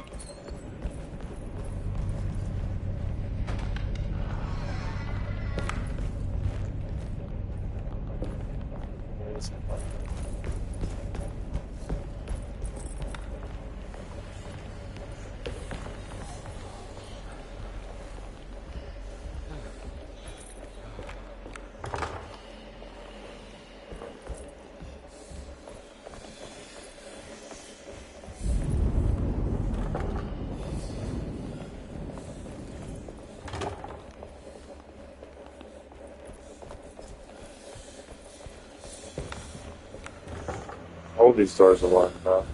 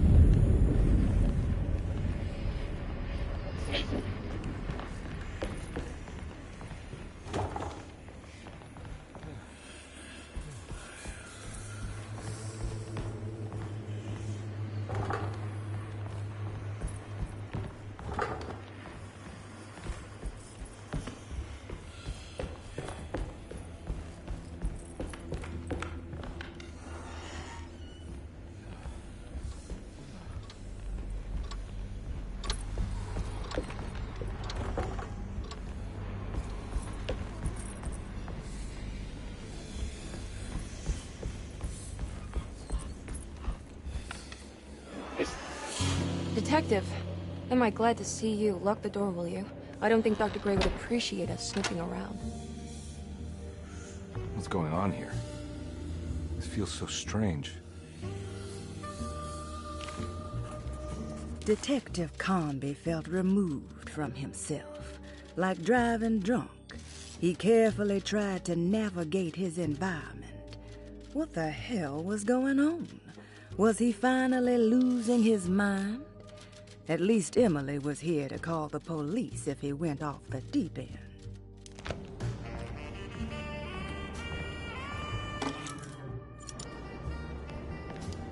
There's a book missing.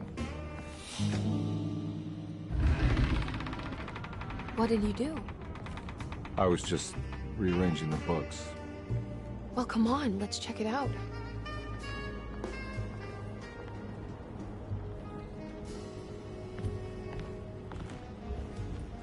I think think I'm beginning to understand. Dr. Gray is dealing with some kind of mass delusion.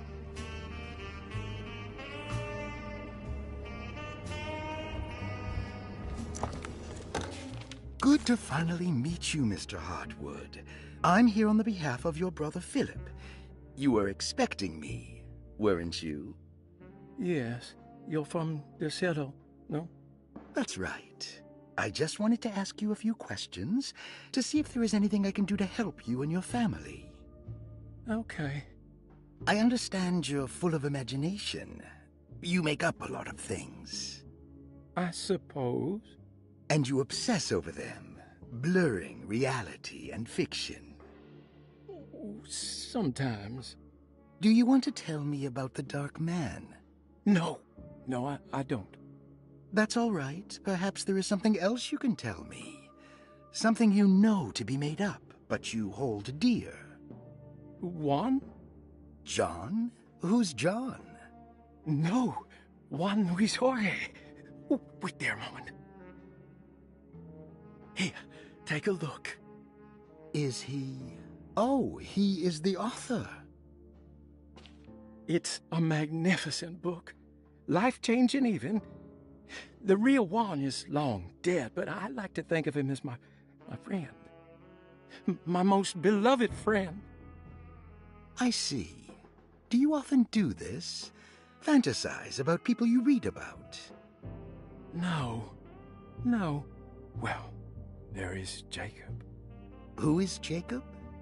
Turn to the last page. Oh, it's a newspaper article. The Prisoner of Ice, Jacob van Ostad. Is he also your beloved friend? Oh, no, Doctor. Not at all. He is the fire that fights fire. Yes, I think it's clear your overstimulated imagination, this mania, needs to be tempered for you to live a normal life. I know your family calls it the Hartwood curse, but I want you to know that there is nothing supernatural about your condition. It's all inside your head. And with that, I'm very qualified to deal with. In time, you will be cured. In time. Yes, in time we will exorcise all your demons, all the dark men. Yeah! Please, Mr. Hartwood, calm yourself. What happened? Oh, don't you worry your little head about it, Miss Hartwood. Your uncle and I just had our first breakthrough. That mark on the floor looks like talisman positions, but from which direction should I look at it?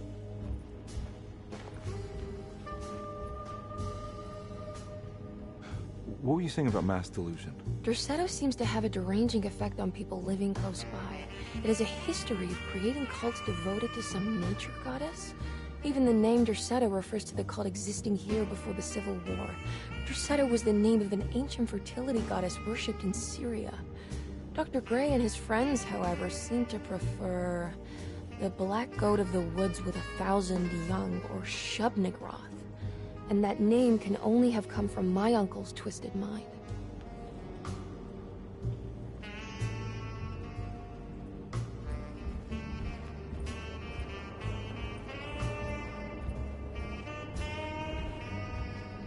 You think all of them are in this cult business? Even Jeremy? I'm not sure any of them have a choice at this point. We just need to find a way to stop all of this.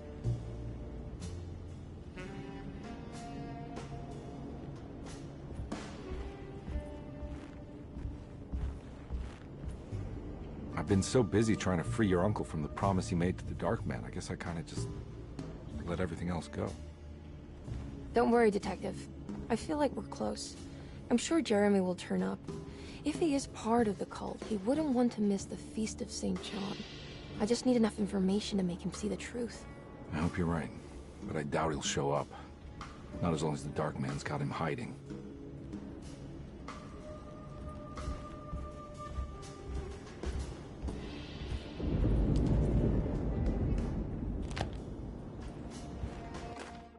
The Snake Dagger, a monograph by Yael Klein. In Ludwig Prin's book on pagan rituals called The Mystery of the Grave, as translated by Nicholas Vachy, there are several references to a sacrificial dagger called the snake dagger. It has long been thought of as a poor translation of the original text, that it would be more appropriate with worm dagger from the Latin vermis cultrum. This seems natural following the recent consensus that the original title of Prin's book, De Vermis Mysteris, should literally translate to the mystery of the worm. However, this would take away from Vachy's great effort at translating the underlying meaning of the words and revealing several cultural beliefs. While Prin certainly was using the term worm as a symbol or synecdoche for death and the dead, which is made clear by the contents of the book, in the case of the dagger, we shouldn't be too hasty to dismiss his translation. Reading through Vachy's correspondence with his patron, it appears that he had more than just the Latin text at his disposal. Vachy had dug up Prin's living relatives and uncovered several cross-referenced historical texts and an actual snake dagger. The dagger was dated to the early Middle Kingdom of Egypt and had such a clear shape of a wave that Vachy considered calling it the sinusoidal blade.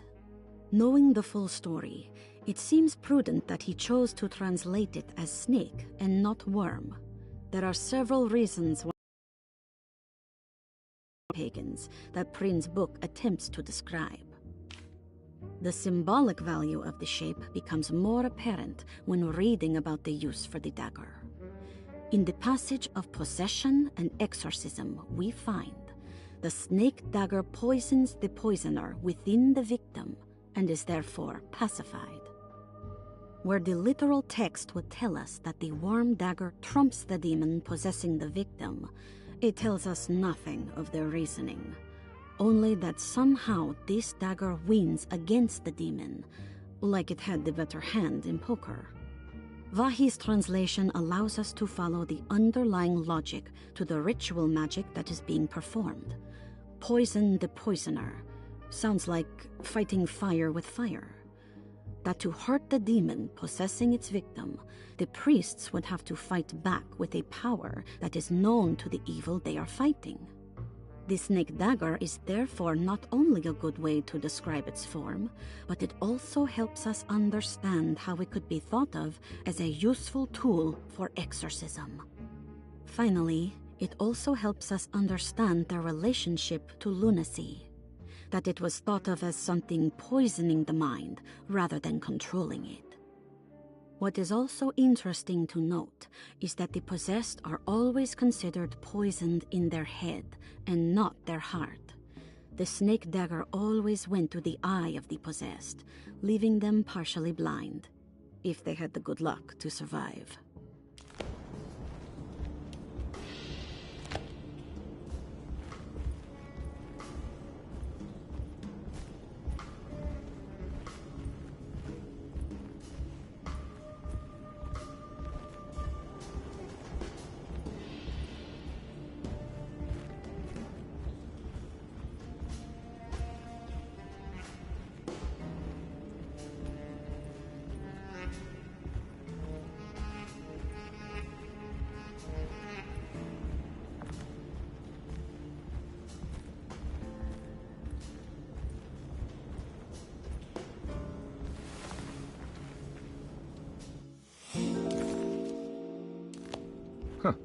Has that been there this whole time?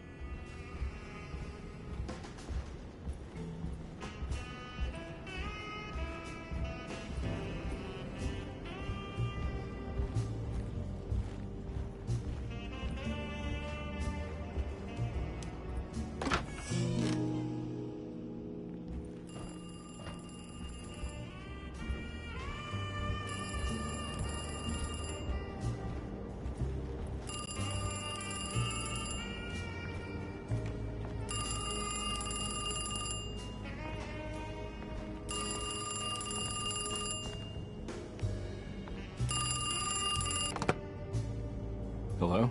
Detective Carnbe? Who is this? Jeremy? Jeremy is with the Dark Man. You can't save him. Well, I've done everything he wanted so far, and there's just one more thing on the list. I expect him to keep his promise and return Jeremy unharmed. Get out, Detective. While you still can.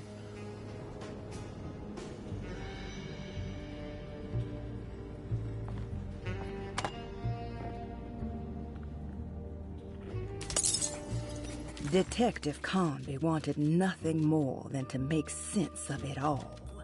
But clearly, that was not in the cards right now.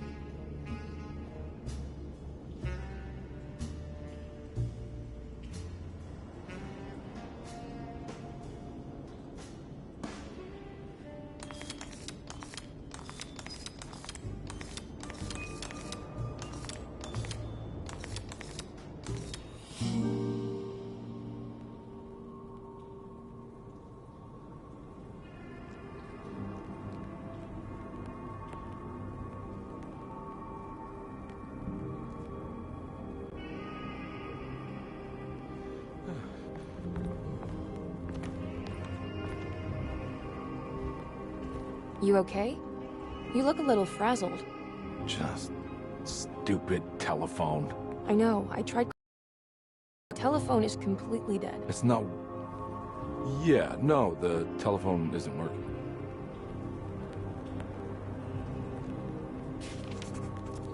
Detective Carnbe was worried Emily could tell, that she could see the madness written on his face. But what if he was the only one seeing the truth? Could that still be the case? If only he could find evidence that would make her understand that he had seen beyond the veil, or at least something that would show her he was worth the money she was paying him. Miss Hartwood, I think you're gonna want to see this. Is there something in the closet? Yeah, there is. You don't see the very obvious gate leading to whatever Jeremy's madness is serving up next? I don't understand. Are you making some kind of fashion metaphor? I'm sorry, I don't have time for this. Can you just tell me what you're doing? You don't see this. It's fine. It's fine. Catch you later. Are you going inside the closet? Yeah. You got a problem with that? No. Do what you think is right, Detective. Sorry, I didn't mean to. Goodbye, Miss Hartwood.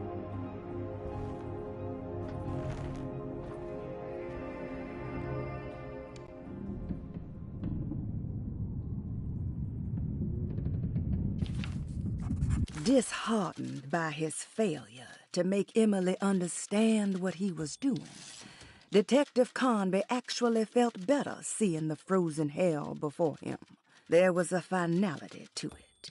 Its clear symbolic opposite to the dark man's desert made him realize this was the end. Soon it would all be over.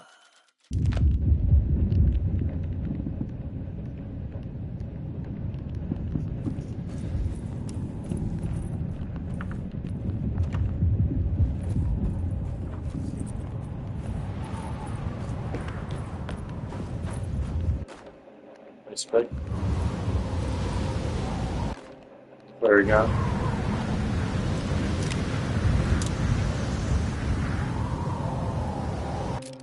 Some flares.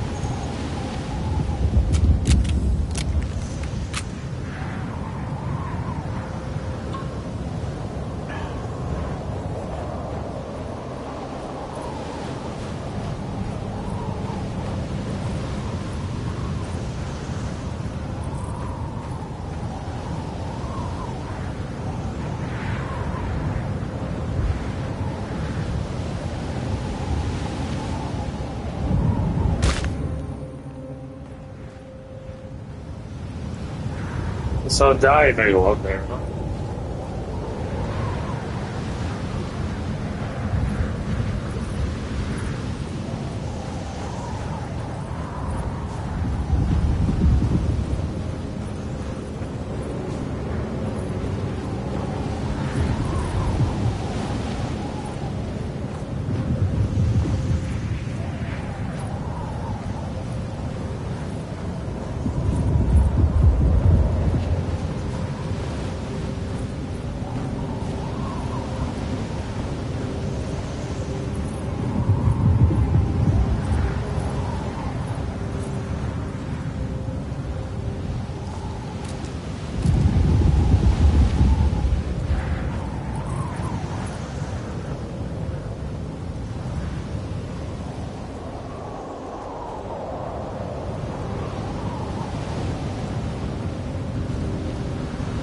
Come on, dude, run faster.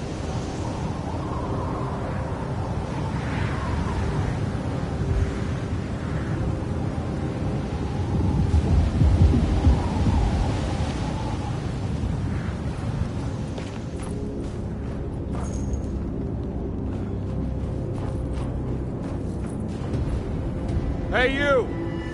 What are you doing here? What is this place? Turn back, detective. You're not wanted here. Whoa, take it easy. I'm not your enemy. Oh, you're wrong, detective. You're wrong.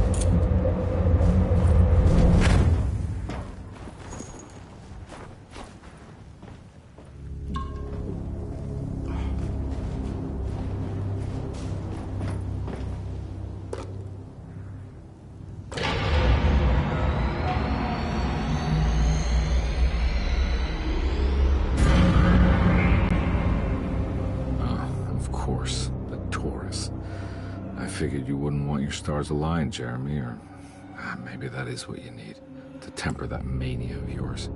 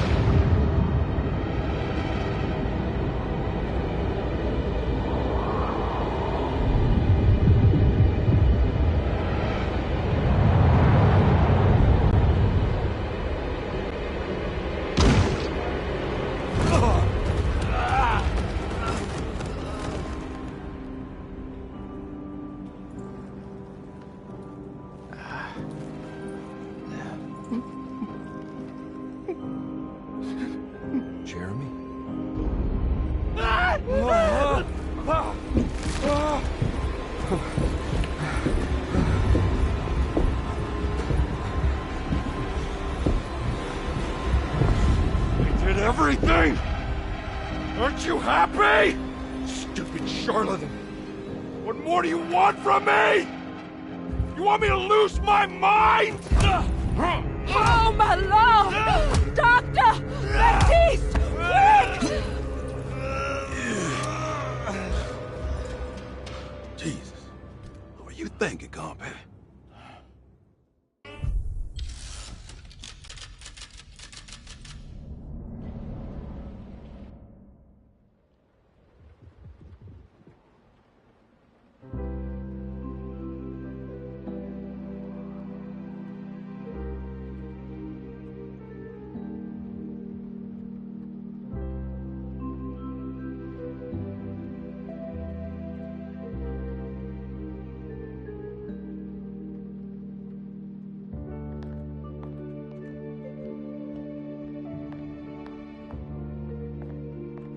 You awake?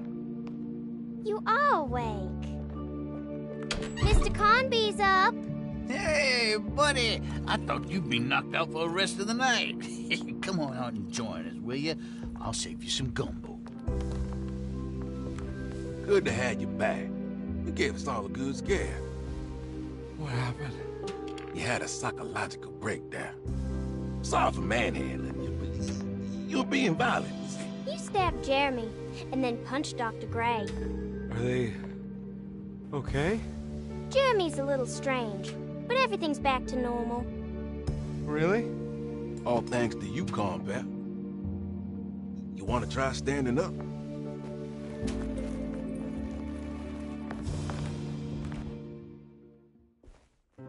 Well, if it isn't the hero of the day. How are you feeling, Detective? Never better. How about you two? Hey, Jeremy, I didn't do too much damage, did I? Things are fine. Very quiet. What's up with him? Painkillers? No. You see, despite you having the finesse of a one-eyed butcher, you managed to lobotomize dear Jeremy. I did what? It's actually quite impressive. It's not like I hadn't considered it myself. I just wish Jeremy could have been helped without reducing his personality to that of an oyster. But he's gonna live. Of course. As long as someone keeps feeding him, he'll outlive the best of us.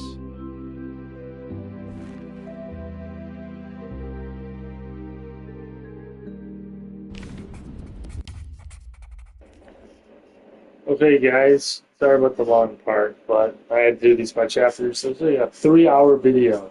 I am so sorry. But besides the point, we're going to finish this game tomorrow morning. So if you like this video, please comment, subscribe, like this video. Maybe you can do to help out and put on post notifications, never miss another episode. I'll see you guys next time. See ya.